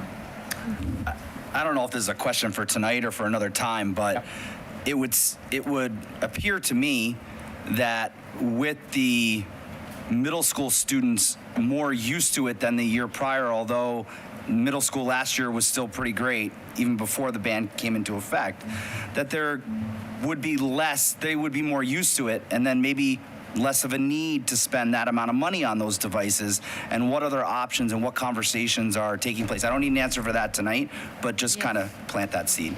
No, I would say, I mean, to answer your question, Peter, I think long-term, I think we can look to cycle out of this. It's just, we got to get the culture established that this is what the expectation is. And again, I think it's happening, and we're getting there. I just think we're early in the process and probably too early to make a change. So maybe once maybe 3 years where these freshmen have already lived with it in high school are seniors, we can talk about phasing them out completely. I think that's a possibility. Do you think that the Yonder pouches for those students who used to have access to their phones, is there a psychological element to placing that in the bag that kind of turns them off for the day and assists in that? I can tell you the what I've heard from the students themselves. We do monthly student forums where we just talk about various issues. And obviously with the cell phone policy, that's usually where we start the forum discussion. And I think students are being completely honest with me. They're like, I hate this policy, but they're like, I can see the benefit of it. And they've had a lot of positive things about how them not having access to their phones. Like, I think probably the biggest thing that I can say is a benefit to the Honor Pouches is that they have said the high school is kinder this year. Yeah. And I think that alone would be reason for me to advocate that we maintain them. I guess I just kind of wonder if it's actually the pouch or not having the phone, because that's all. No, it's definitely not having the phone, but you give access somehow to get the phone, that may change quick too. And just wondering too, not every student has a phone, right? And I know you got to worry about equity issues and things of that nature, but maybe there's a different solution here rather than buying one for every student when some students really don't have phones. I know that's maybe not the norm for many, but there are students that don't have them. Yeah, that's a good point, Peter. We can definitely think about it. Maybe there's a different process we can get into in the issuing of the pouches too. Yep. Any other questions? Okay, thank you. I'm Em? so sorry to do this last minute, and I'm sorry ahead of time. Am I the only one with a high school kid, sorry, Ab, that is thinking that they don't really use them? No, you're not. When you say don't use them, what do you mean? Walking in without them? I could tell you 3 ways to break into it myself. So are they, and I'm not trying to be funny on purpose, we're to the point where we're looking at everything, and these are questions that people are asking. So is it something that we find they're really using and utilizing the correct way? And because, you shut the cell, so anyone who's walked into the high school knows you're getting nothing. Adults included. So is that not enough? Are you worried more about music or things like that, or? I'll answer this from an administrative point of view. The biggest concern I've always had with the phones is the camera. Oh, that makes sense. Okay. And I would say this. This has changed my job a lot, especially at the beginning of the day, because I am standing at the front entrance the whole morning greeting students. And I will say this, that actually has been a benefit to this, is I see every student walking through the door in the morning, which has been really nice. And I would say probably on a typical morning, we probably have 1,000 to 1,200 students that are walking in with a pouch, and about 300 or 400 who are signing in saying they have no phone. So it's kind of typical, and it's kind of spread out over that half hour in the morning. And if, listen, it's like anything else. There are ways to get into it. There's also there's destructive ways that are pretty obvious that we can see if someone's trying to get into it, and then there's other ways. So you must have the secret way that. I'm not going to say it out loud. But again, I think it's been a good tool, and we have not seen phones out in the hallways, in classrooms. I'm sure they're in the bathrooms being snuck in there to get a quick look at what's going on. We're not naive. So, Thank you. thank you. Thank you. Next, I will ask Mr. Austin to come up and we'll address athletics. Why cut certain sports, mod and freshman levels at this point, and what is the cost breakdown or savings or other information around that decision, and what other options will kids have? So I'm sitting in the back, so for the people in the back, I'm going to be loud, so if you're at home and I'm too loud, turn the volume down, please. And I just want to start before I answer any of the questions, kind of the same way that Mike Piscatelli and Mike Laster started. I'm walking up here, I see a lot of familiar faces. I see coaches, I see athletes, I see parents. I wish these proposed cuts weren't a part of this conversation, but I'll say the same thing to everybody else that's here that's at risk of losing something important, or anybody else that's at home listening that's at risk of losing something important, and people that are at risk for losing their job. I wish that wasn't a part of the conversation. But as you could hear tonight and certainly at the previous board meeting, we have significant constraints that we were dealing with. So we were presented a task, all department leaders, all building leaders, and the task was the task, and it was not an easy one, and that is we're facing a significant budget gap, $3 to $4 million. That's a significant number. I've grown up in sports, and I know what being a team player is, and so when you go through a significant budget gap like that, and you got to come together and make difficult decisions, to get to that big number, you got to understand everybody's going to absorb something. Having said that, obviously the 7 teams that are in the conversation to be cut from the athletic budget, they're important to me. They're important to our coaches. They're important to our community. It'll be a loss for us. But to get to where we needed to get to, I could just speak from my lens in the athletic budget. There's not many places to go to that is not going to impact kids. I mean, we are a program that I've been at previous meetings here, and I've kind of spoke to these numbers. 54% of our 7th through 12th graders play a sport here at Gilliland. 28 play multiple. So, we impact quite a bit of kids here, and it's kind of hard. It's kind of hard to go through this. So, losing these teams would hurt us. Our modified and JV teams could not just simply absorb all of the kids that would lose out on the opportunity to play a school sport for the 7 sports that are in the conversation. And most of our competitors here in the Suburban Councils will still have these opportunities. So, it'll hurt us for sure. But I think at the end of the day, my goal was not to lose sports. And so the 7 teams that are up, we're not necessarily losing those sports. We're losing a 4th level of play. So to that, I'll take questions. I mean, I guess I should have. We don't have a presentation here. I should have included or mentioned the sports that are in the conversation, and it's basically all 7 sports that currently have a 4th level, and that is freshman football, freshman boys basketball, freshman baseball, Mod 9 boys soccer, Mod 9 girls soccer, Mod 9 girls basketball, and Mod 9 girls softball. Dave, can you tell us how much we're going to save by cutting? So all 7 of those levels, again, minimum operating costs are your coaching stipends, the cost for referees, and transportation costs. So minimum operation costs for those 7 levels are between $50,000 to $60,000. And that's likely on the lower end, right? Because those teams still need supplies and uniforms and stuff like that. So that's kind of bare minimum operating costs. So those teams, those sports that you just mentioned, they have these sports that you chose. I'm not saying you chose, but that are on the proverbial chopping block. These are sports that our most disadvantaged students tend to choose over and over again. So these are possible pathways for our children who come from poverty-stricken homes, minority homes.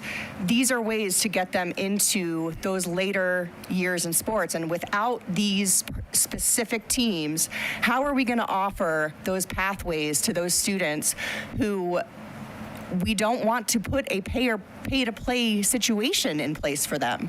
I mean, adversely affecting those populations is the last thing that any of us want to do. So how are we going to overcome that and still offer pathways into the JV and the varsity realm? It's going to be difficult. I mean, as I said earlier, we can't simply absorb all of the numbers, by going from 4 levels to 3. So the reality of it is the levels will now be more selective, and we certainly talk to our modified coaches, our Mod 9 coaches, our freshman coaches. The goal, one of the number one goals of those levels is to develop our athletes into JV and varsity athletes, be the feeder programs. And so we already tell them to kind of keep higher numbers than maybe a JV or varsity coach would on their roster. So there's not going to be a lot of room for movement. We will obviously do what we can to keep larger rosters, but I have the data on roster numbers for the 7 teams in the last few years, and the reality is we're not going to be able to absorb all of those numbers. We're just not, due to uniforms, due to just what we can manage as a coaching staff. So it'll be tough.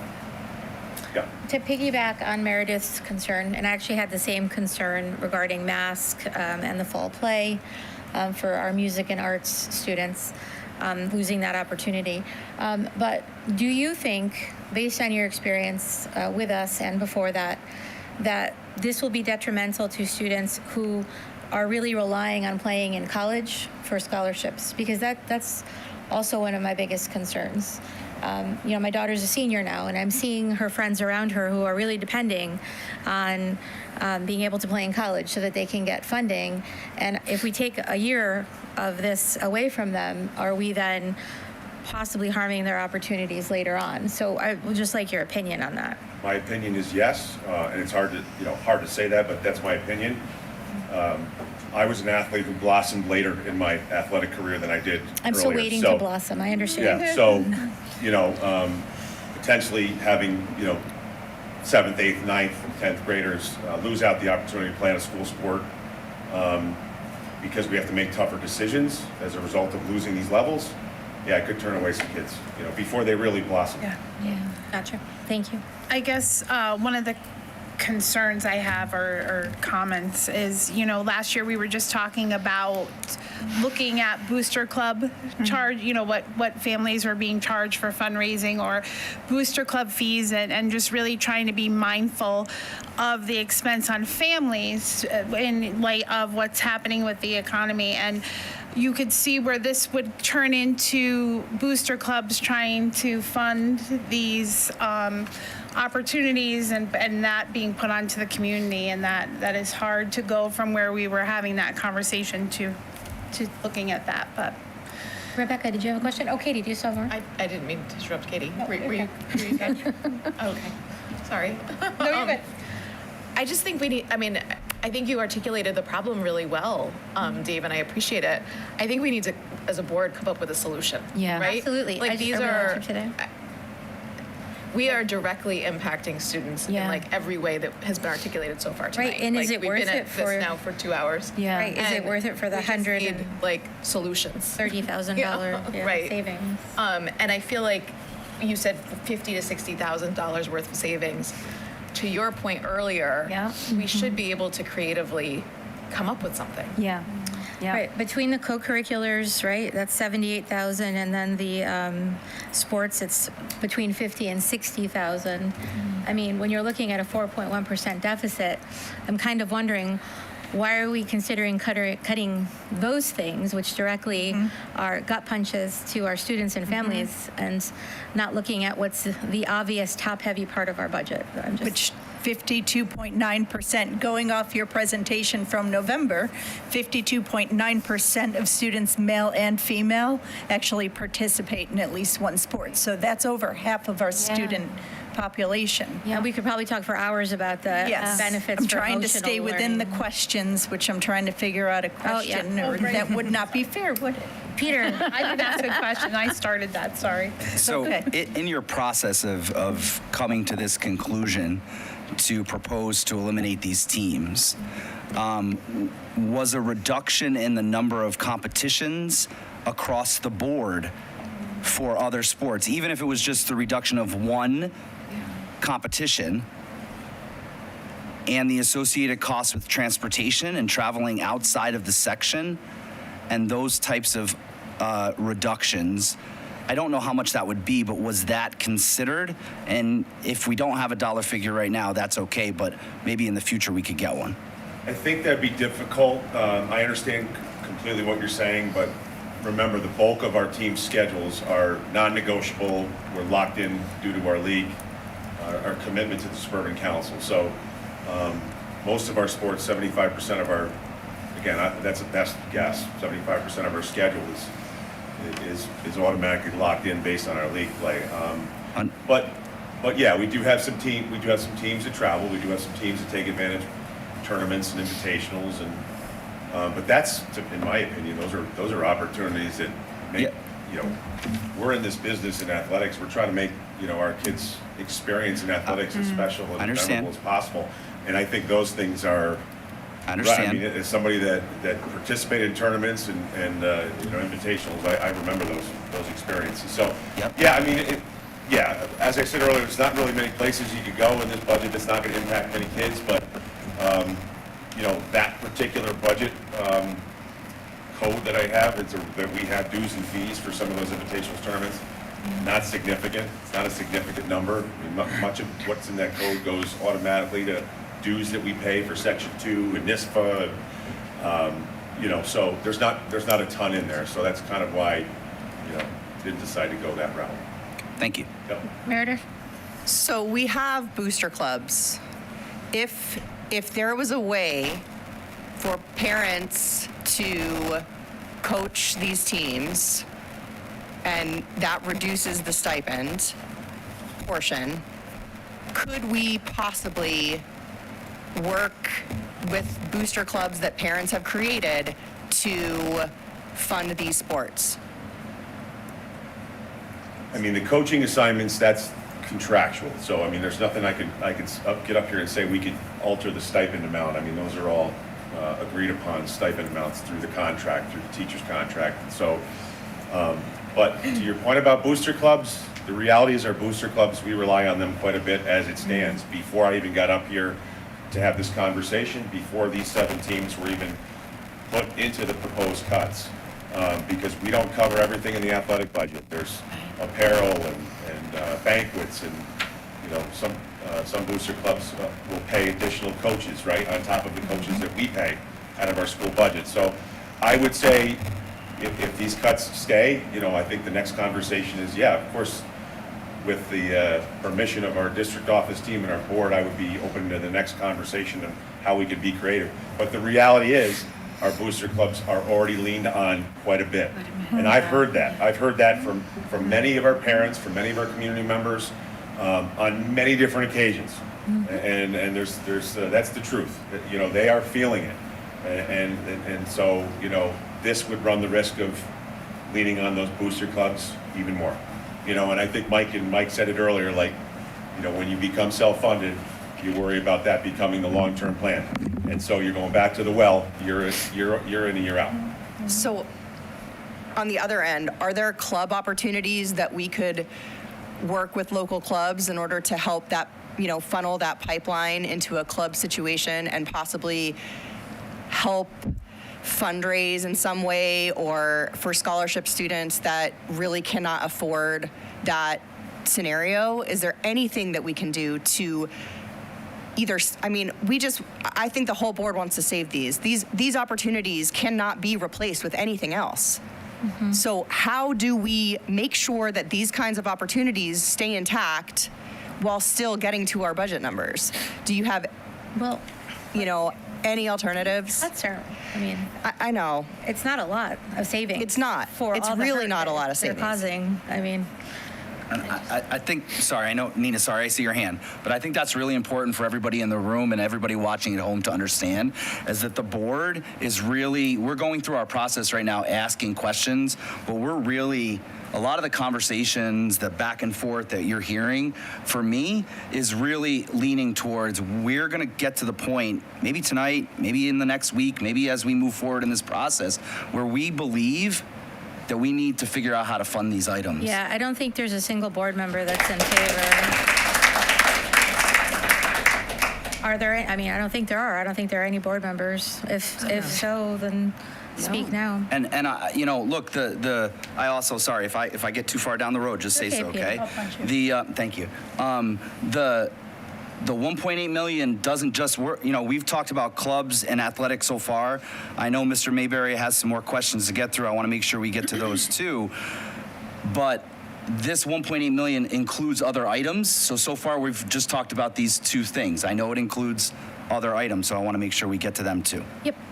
All right, so Nina, I feel like we should keep moving, but. just wanna say- Not the 1.8 though, it's 4 million. It's 4 million. Still 4 million. Yes, you're right. There too. I just want to say to your point, your question a few minutes ago, Peter, before, I agree. I think it would be good if we could see those line items at least that we are committed to by Suburban Council and as a comparative point. So if there is some leeway in there, some flexibility, I mean, I hear your point that that's a way to help validate and encourage our young athletes, but at the same time, also is Mod 9 sports and freshmen. So it would be good to see that information if possible. So if we were going to shift in that direction as an option, just want to second that.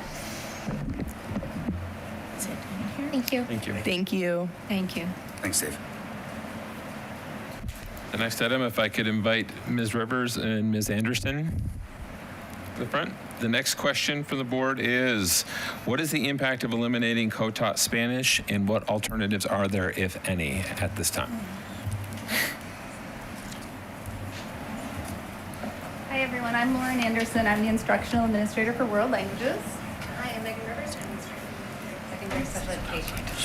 We know you guys have a lot of things on the board, on the agenda to review, so I appreciate you having some curiosity about co-taught Spanish and asking some questions about it. So the background of co-taught Spanish is that 2023-2024 school year, we began with one co-teaching section as we phased out the German program. At the time, a group of students needed to transfer to a new language in their 8th grade year. To support this transition, we adopted a co-teaching model where we put 2 Spanish teachers in the classroom. It was wildly successful.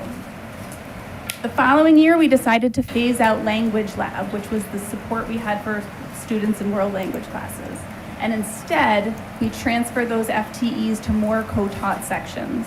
Currently, we have 2 sections of 7th grade Spanish and 2 sections of co-taught 8th grade Spanish.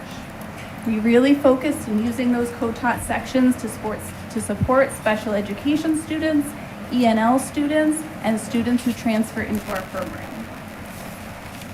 This model has been really beneficial for these students, but it's been identified as a potential reduction because it is not required on a student's IEP. We have teaching assistants who do support in 6th grade world language classes, and we are exploring a partnership with the special education department about maybe shifting some of that co-teaching and what we could do a little bit differently for next year. Any questions? Okay. Yes. Hi, Kim. Sorry. First of all, do parents know that that can be something added to the IEP? So direct co-teaching and co-integrated instruction as it's defined in the regulations with the provision of a general education teacher and a special education teacher is not a proposed reduction because it's something that hasn't traditionally existed in FMS. We're talking about a reduction of 2 world language teachers together. That didn't. Historically, our special education answer my teachers question. have provided support to world language teachers indirectly, so they help their colleagues to understand student needs, and the support's put forward in students' IEPs, but they're not providing direct services, as in they're not reporting to the classes. But presently, we are actually piloting one section of Spanish with a world language and special education teacher this year. That was a model that we switched to mid-year, and we're finding some early success. So we are exploring ways to maintain and grow that type of partnership using existing resources next year. So is that a yes or a no? Presently, we only have one pilot, and it's only happened mid-year. So, go ahead. Sorry. Nope. I don't think that's the question that Kim was asking. The question was, are families aware that for their special education student that they can request through the IEP process for this? So the provision of that process hasn't been through IEPs. I mean, it's not a special education teacher and a general education teacher that fits the regulations to go into IEPs for co-integrated instruction. So this has been a local program that was created in Guilderland between two special education teachers, or two foreign language teachers that is not meeting the definition. So, Go ahead. I'm sorry, go ahead. You had your hand up. Go ahead. I don't know the answer to your question. Thank you. What I would say is that we've created an opportunity for our students with disabilities, our ENL students in our teaming model to get support from 2 world language teachers to satisfy the graduation requirement of getting that world language credit at the middle level. If we choose as a system to change that support sort of structure, those students would have to get that graduation requirement when they get to the high school.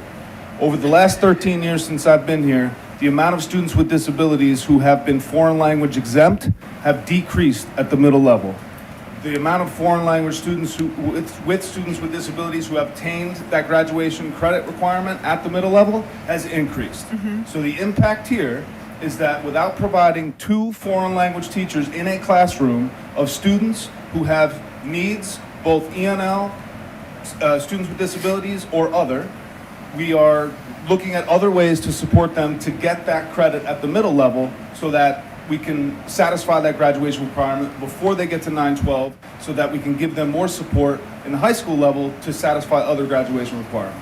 Thank you for speaking my language. You're welcome. Thank you. That's what we were trying to get at, is the impact on Yeah, graduation. and the reality is for we've tried students. different ways to do this over Yeah. the last 13 years. Yeah. And at this point, when, again, tasked with a very, very difficult and horrible situation of finding ways to reduce situations in a model that's not required by Part 100 or IEP, Right. this is an area which we went. Does that mean we're stopping to figure out solutions to this? No. Right. But that's the reality from the systems perspective of this decision that you guys are going to have to make. Yes. Sorry, thank you. I just want to make sure if by limiting the co-taught class, though, I hear there's a pilot program that you spoke on, but are we really ensuring that those students are going to be getting their needs met with the shifts, and that it's going to be able to be accommodated for all involved, including the teachers and the students? I think it's all resource driven. So the amount of FTEs that we have to play with and their certification allows us to assign them to provide students with the support that they need. At the middle level, we spread a 1 credit requirement over 3 years. Right. And we've seen an increase in the amount of students with disabilities walking out of the middle school satisfying their graduation requirement. Because of this situation, we may see a decrease in that. And that's the reality that we will have to face as a system, and then provide the necessary adjustments to make those students successful in obtaining that world language credit. Whether or not they obtain it leaving the middle school, or whether or not they maintain it over the 4 years in high school, that's the wild card right now. Okay.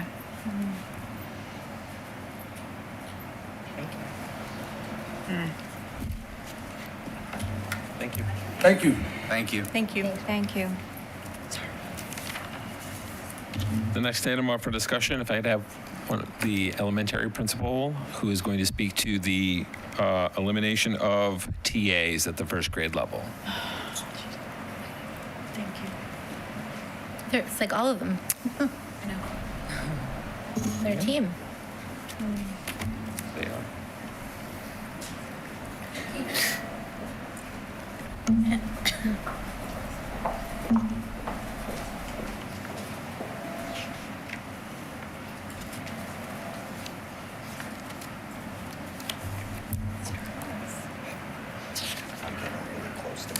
Good evening, everyone. We joined a long list of staff members here, leaders who have to talk about some really unfortunate decisions that we've had to make over the last month or so. One of the proposed reductions at the elementary level is to eliminate the first grade teaching assistants. When we were given this task of finding some reductions across the elementary level, there are a couple of things that we had to look at. Number one, we have to be consistent. Students at Linwood and Pine Bush and Westmere and Altamont and GES have to have the same experience at their elementary school and have to have access to the same proportional level of resources. So we have to do this together. The next thing that we have to look at is what non-mandated services or positions we have in the elementary school. And quite honestly, we don't have a lot. We don't have a lot of fluff or fat on the bone here. So when we look at making some reductions, one of the few places that we could look was at the first grade teaching assistants or general classroom teaching assistants in general.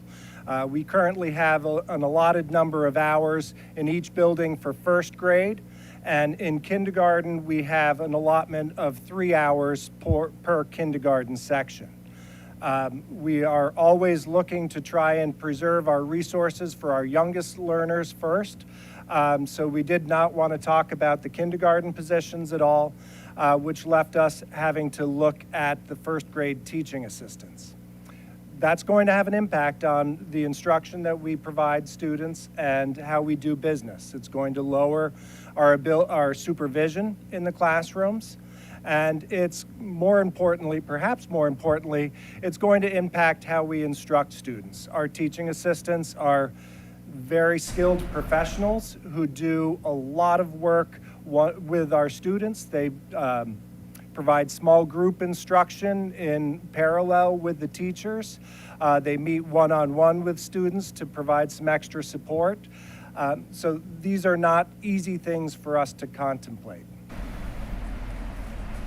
Can we get some numbers? I think we actually saw them before, but I don't remember. What is the cost savings of eliminating those positions?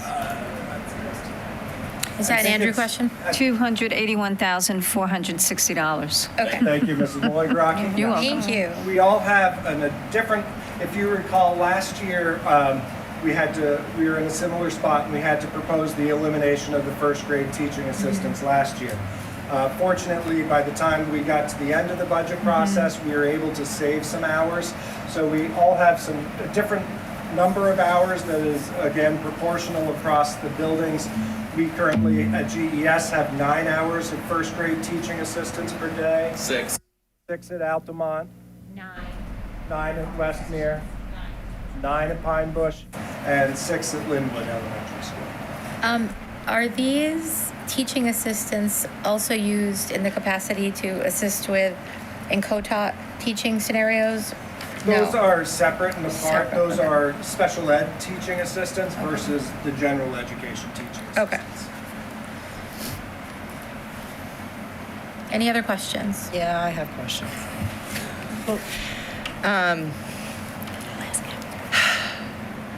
As the parent of a current kindergartner who knows the direct impact of TAs in the classroom,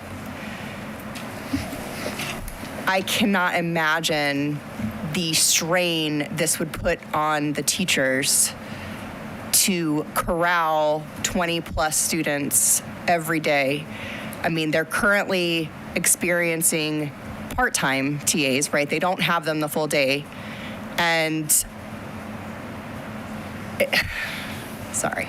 What's the question? I'm trying to get to the question. The question is, what do you think the impact, time, right? When they try to go outside, when they have to get ready in snow equipment, right? What's the time impact when teachers need a break and the TAs take them to the art room or the TAs take them to the restroom or whatever it may be? What is the time impact on the teachers themselves, and what is the time reduction of learning to each individual student?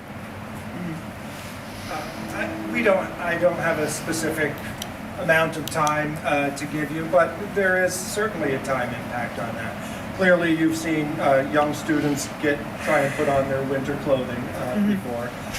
So, just coming through the winter, there's a lot of work that goes into taking our students outside for recess every day, or even outside through PE classes and the teaching assistants to support that. So that's going to have an impact. Yes, it's going to have an impact for the teaching assistants who may walk classes to special area classes. Though that happens sometimes, not all the time, because oftentimes those teaching assistants are running off to the next first grade classroom to support the instruction versus the management through the building of the students. But there is certainly an instructional impact, and there will be a decreased amount of face time between students and an adult.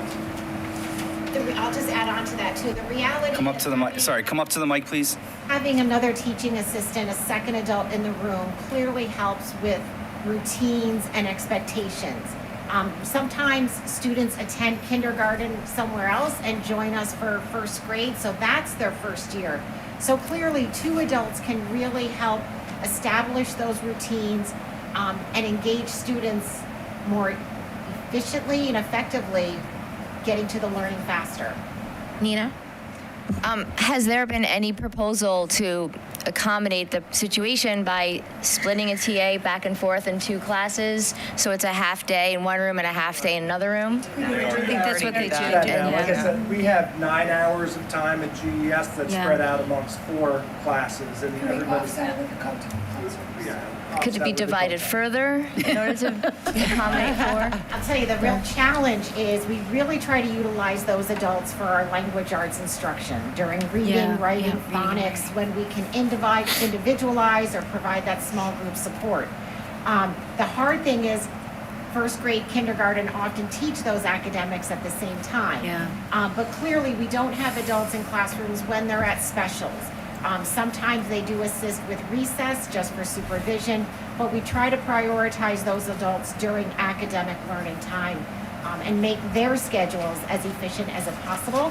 And they might be in 2 or 3 classrooms going back and forth throughout the day. So we know that veteran teachers have a slightly easier time managing classroom time and managing students. When you break up TAs, do you consider veteran teachers versus non-veteran teachers and newer teachers?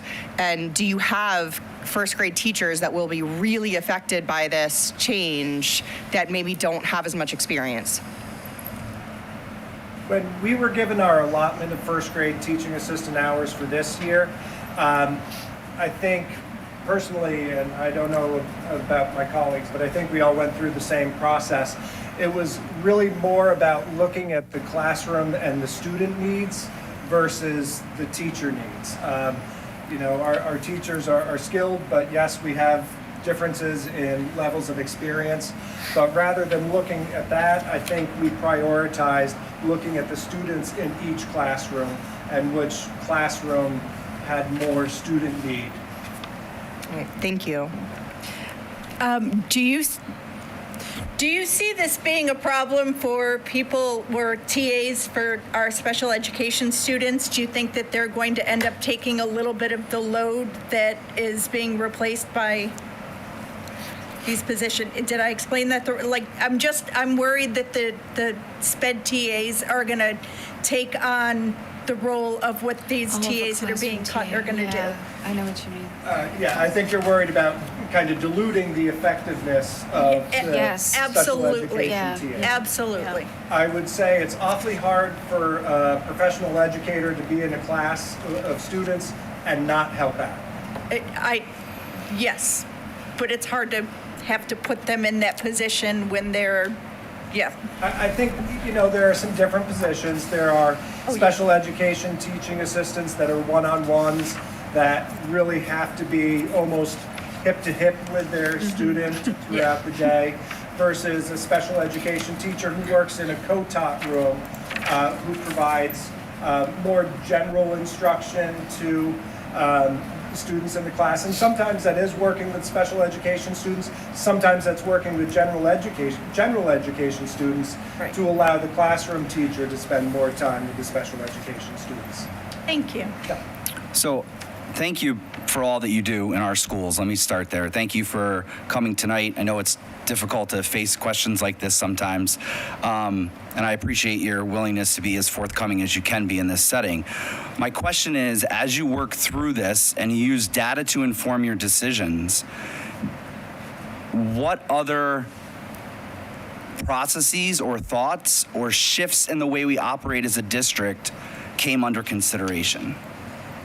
And you don't need to answer that now. You can get back to me on that. I think we'll get back to you with more comprehensive answers, but we did provide a list of options. I think some of them are on some paperwork that you have been supplied, some other things that we could potentially look at.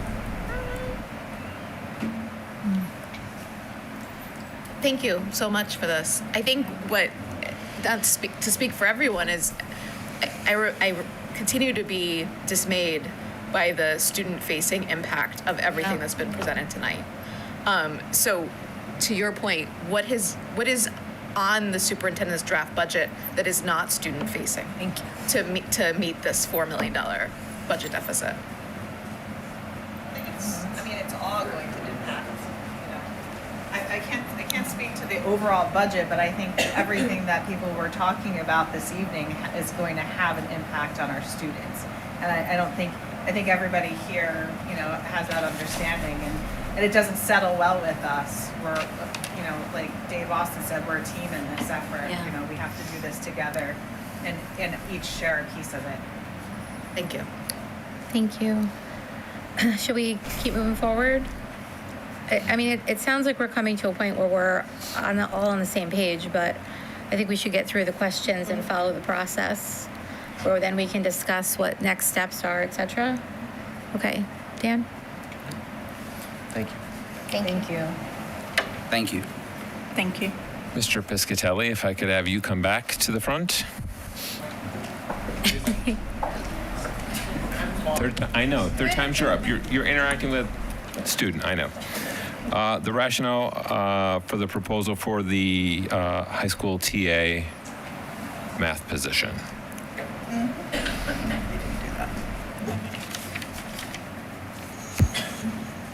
I think I'll keep this quick. I think it's going to be very similar to the conversation you just had. Again, we have 2 math science teaching assistants in the high school. They support both math and science classrooms, tend to be classrooms where we have students who struggle a bit more.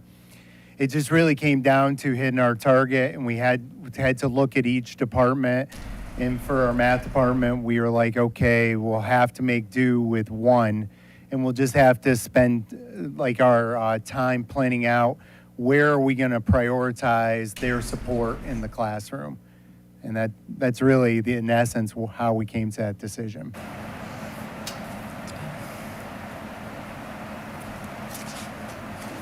More questions? Thank you. Thank you. Ms. Knowles, if you could please come to the front. The next question is, how will the SPED reductions proposed teacher and TA affect our programs and our students? And what solutions, if any, do we have at this moment in time?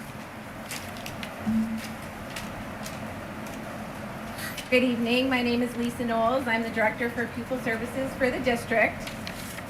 So as we have worked to maximize our staffing resources, we are working with our general education administrators to review opportunities to group students more efficiently while continuing to meet all regulatory requirements and staffing ratios. This approach allows for more consistent presence of special education teachers in classrooms, which help offset the need for additional teaching assistant support. At the same time, our teaching assistants are valuable, important resources to provide instructional flexibility, behavioral support, and daily operational stability. A reduction in these positions will require programs to operate with fewer adults available for support and coverage during routine absences and breaks. While mandated services will continue to be provided, there will be less flexibility to respond to needs in the moment. These discussions, as my colleagues have said, are not made lightly, but we were made responsibly to make sure we are meeting student needs within regulatory requirements and using our resources as efficiently as possible.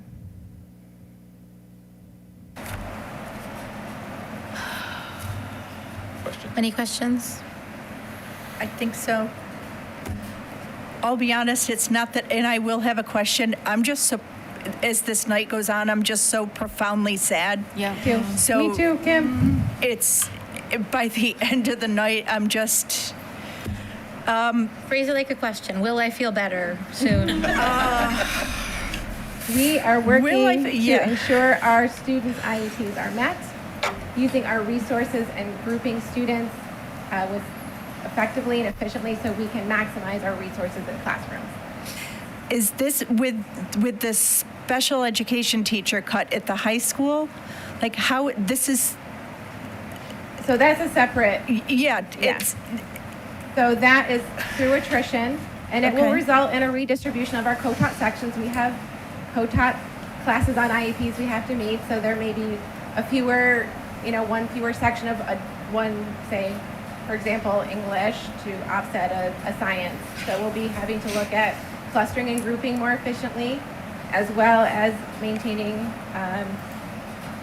the regulatory requirements of what a co-taught class can be. So it'll be redistribution and maybe some increased numbers in some of our tutorial sections to offset that. do all of the special ed teachers have the ability or certification to help like in across the board, like in the core subjects? We do have staff who are still have that golden certification who are K-12 who can work in Yeah. any class. And then we do have staff who are certified in special education and a content area. So we do maximize those certifications to provide services to meet the students' needs in those subject areas. Last question, is it lacking a little bit more in the science area? I don't know everyone's certification Okay, right off the top of my head, so okay, thank you. we can get that information to you, but Okay, I don't have them all memorized. But thank you Thank for your you. time tonight. I appreciate your thoughtful questions and discussions. Certainly, we're all in this together, and we'll work together to meet our students' needs. Thank you. I don't have it We're on to me? Was that it? Okay. Sure. Okay. Is this where we hear from the public? Can we ask? All right. Can I ask a general question? Real Go quick? ahead, Kelly. So everybody was tasked with a decrease in what 5% or whatever the number came out. Yet 100% of this is really, it's so student, it's really set back by how impactful it is straight on students. I mean, we're talking budget dust is impacting everybody's lives here so much. It's tiny, itty bitty stuff. I mean, it's big stuff, itty bitty amount of money comparatively. Yet I don't see anything in here of like decreasing any non-student activities or driven things. Like, you get a bad example, but the only thing I can think off the top of my head, I'm like, well, where's the 5% cut in toilet paper? It's going to be the same amount of money. Like literally $10,000 can fund mask and everything else. It's like another example, like late buses. I was looking at a thing right What now. was It's that, Kelly? $425 per day. Like, where is the recommendations from non-instructional and non, Right. So student-driven we all feel information? that way. And Bad so- example, sorry, but It was a cringy example, I'll be honest with you. yeah, I know that one was. The bus is a good one though. But I'll donate toilet paper. But I feel like that's a need, not a want. But Okay, Dan, forget at it. what- Scratch it from the record. So, Dan, at what point do you want us to say explicitly to you, these are the things we would like you to work on for next time so that we can consider? Seeing how it is 9:30, I think we've heard 2.5 hours of that. Okay, so you don't need me to sum it up for you? I do not. Okay, so then we should move on to questions from the public. I think so. We'd like to limit these to seriously just questions, please, not comments. There will be time for comments at another meeting on March 31st. But since it is late, we'd also like to limit them, I believe, to 2 minutes is what we agreed upon. Per question and 2 minutes answer. per question and answer. So is there anyone here, after having heard everything we've asked and getting a general sense of where the Board of Education is standing on the proposals, does anybody here have a question? Please. Please state your name. Do I need to read the blurb? No, okay. I'm loud, so it's fine. All right, perfect. Christina Stipe. That works. I have 3 children in the school district, and my question to everybody's point, a lot of what's been discussed today has been around student-facing things. One of the things that bumped up to me was the healthcare costs for the school district. And I know that, in industries it can differ, but from what I've seen, it's been a 25%, give or take, 5-year increase. So to see 87%, I didn't know if there was a similar circumstance like with the tax funding and how there was a payback where something was influencing that metric. Generally, the 5-year figure is somewhat inflated because the immediately post-COVID figures were so low. We saw a decline. We're self-funded as part of a consortium, and medical expenses really plummeted 5 years ago, so that's part of the gap. But our rates have grown tremendously. We are, fully self-funded for prescription drug, pooled for health insurance. It's based on our rates are based on our utilization, and our utilization has been going up significantly. It just seemed like a high number compared to what I've seen in the marketplace, so I didn't know if there was anything to look at there. Many other plans have significantly more restrictions than have been put in our plans. And that's often true of places that don't have collectively bargained health insurance plans.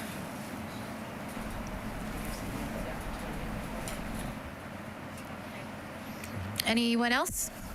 Okay, please come to the mic. Not that it's working, but if you could. Oh, Better hello, than all the Amanda rest Jo. of them. Just shout at us. Use your music ability and just yell.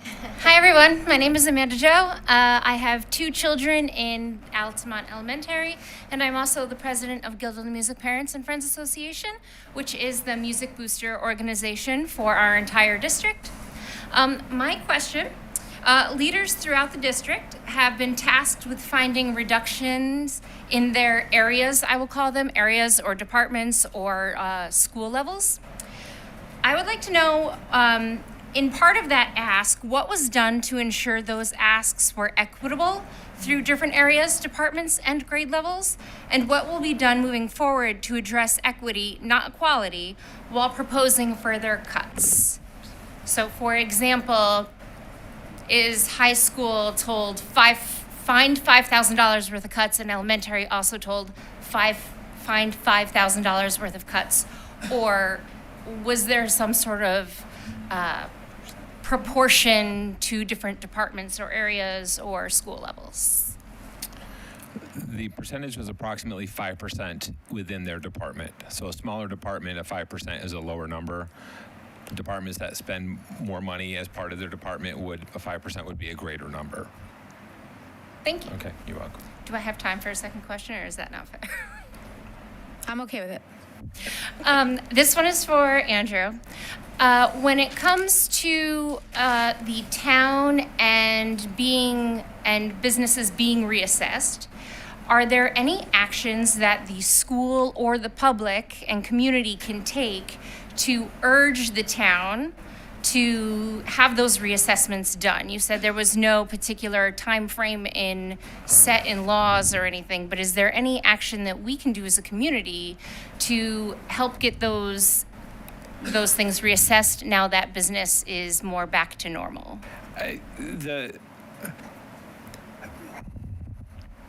The assessments are going up for some of these places. When there's a settlement in a tax certiorari case, that assessment is fixed for a set number of years before returning to the general process. But assessments are not in our domain. They are the town's domain. We were party to lawsuits as part of these grievance processes, and we're active in trying to contest them as a district. But other than that, we don't have a lot of say in the process. Thank you. Thank you. Good. Hi. Can you hear me? You can pull it down. Thank you. I have to pull a lot of things down like this. Same. So I have a question about tax abatements.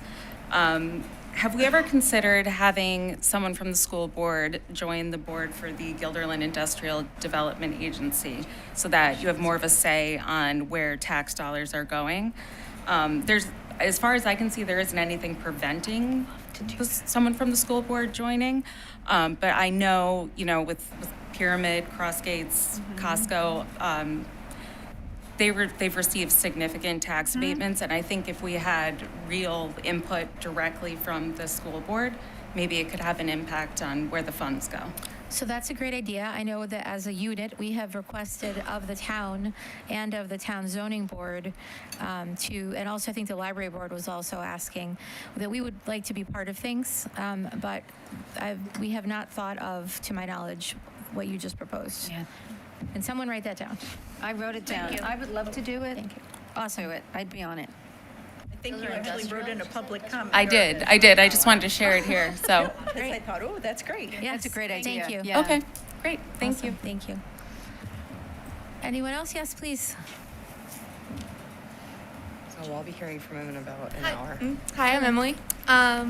And my question is, I think was $8,200 assigned for this year for Yonder pouches for the incoming freshmen. And my primary question is this considered to be going forward a yearly expense that we're going to add to our budget every single year, or is this something extenuating because of it being the first year? And if so, how are we looking to factor in, because over time, it's yet small amount now, but over time it could really add up, I feel. Good question. The purchases for next year are being added to the budget because they're not currently in the budget. In future years, that money would start out being in the budget and then would either choose to continue or be reduced, but it wouldn't be an addition. It would be a starting point. Can I ask another question? Can I ask another question? Yes. Other thing is that I know the district as a whole has been focusing on AI a little bit with like Magic School AI and things like that. And I'm wondering with that program, buying that program, and also the professional developments that will likely have to come with it in order to train teachers to use these things, while it might be a small impact, do you think that has an impact on budgeting as opposed to keeping to things that students and teachers are already comfortable with and that we can use in our existing learning environment? Rachel. I can speak to that. So I can speak to that a little bit. I don't have the figures handy on me, so I can't tell you exact amounts, but I can tell you that we review our software usage on a regular basis. Mr. Howell referred to that earlier tonight. And when we see that there's something that isn't used, we take that out of the budget and then replace it with something that we can use. So what I can tell you is that through that process, we balanced those software purchases so that what we have paid out for Magic School AI is counterbalanced by what we have reduced in other areas. Sure, thank you. Yes.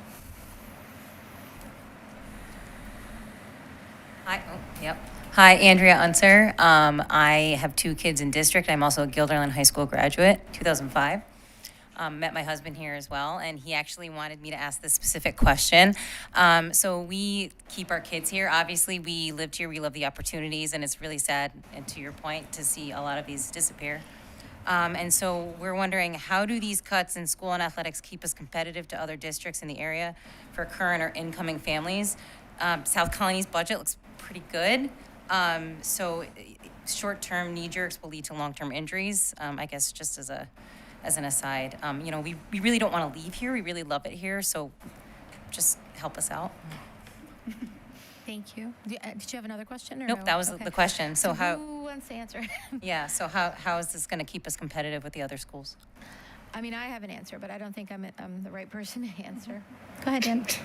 How about if Dan answers? Thank you, Blanca. You're welcome. Much Well, appreciated. you're the guy. Right now, it's going to be a challenge. We'll just be honest about it. So once we arrive at the final budget, this is part of this conversation, is why we're here this evening. We have to examine that. When the final decision comes down to the final budget that goes to voters, that will be factored into that at that point. So, but the straight answer is, by cutting things, it's not going to. Okay. But by not cutting things, we're also not going to have a balanced budget that we have to propose to voters. So we're walking a tightrope, and that's the challenge we have, and that's why we're still here tonight. So thank you. Thank you, guys. Thank you. Anyone else? Going once? Going twice? Okay.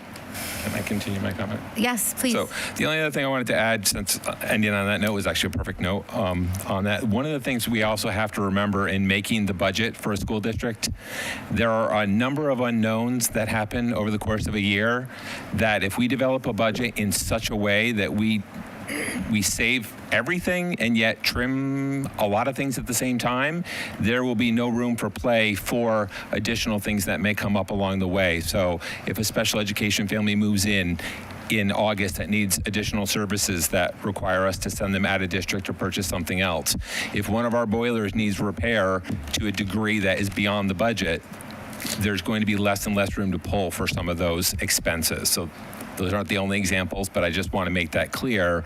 In that tightrope that we're walking of a budget, we also have to plan for things that are unknown at this point in time. So I do appreciate everyone showing up this evening. I do appreciate the communications that have come to the district by way of either email or being here in person. You devoted a lot of time to us this evening, and we appreciate that. I believe the board has acknowledged that they heard you. We'll take that forward as we move forward in this process. Thank you. Thank you. And thank you, Dan. We recognize you just started. You've only been here a couple months, so 7 months. So thank you for your professionalism. And also sorry that you were handed this. All right. Have a good night, everyone. Thank you. Do you need a motion to go close?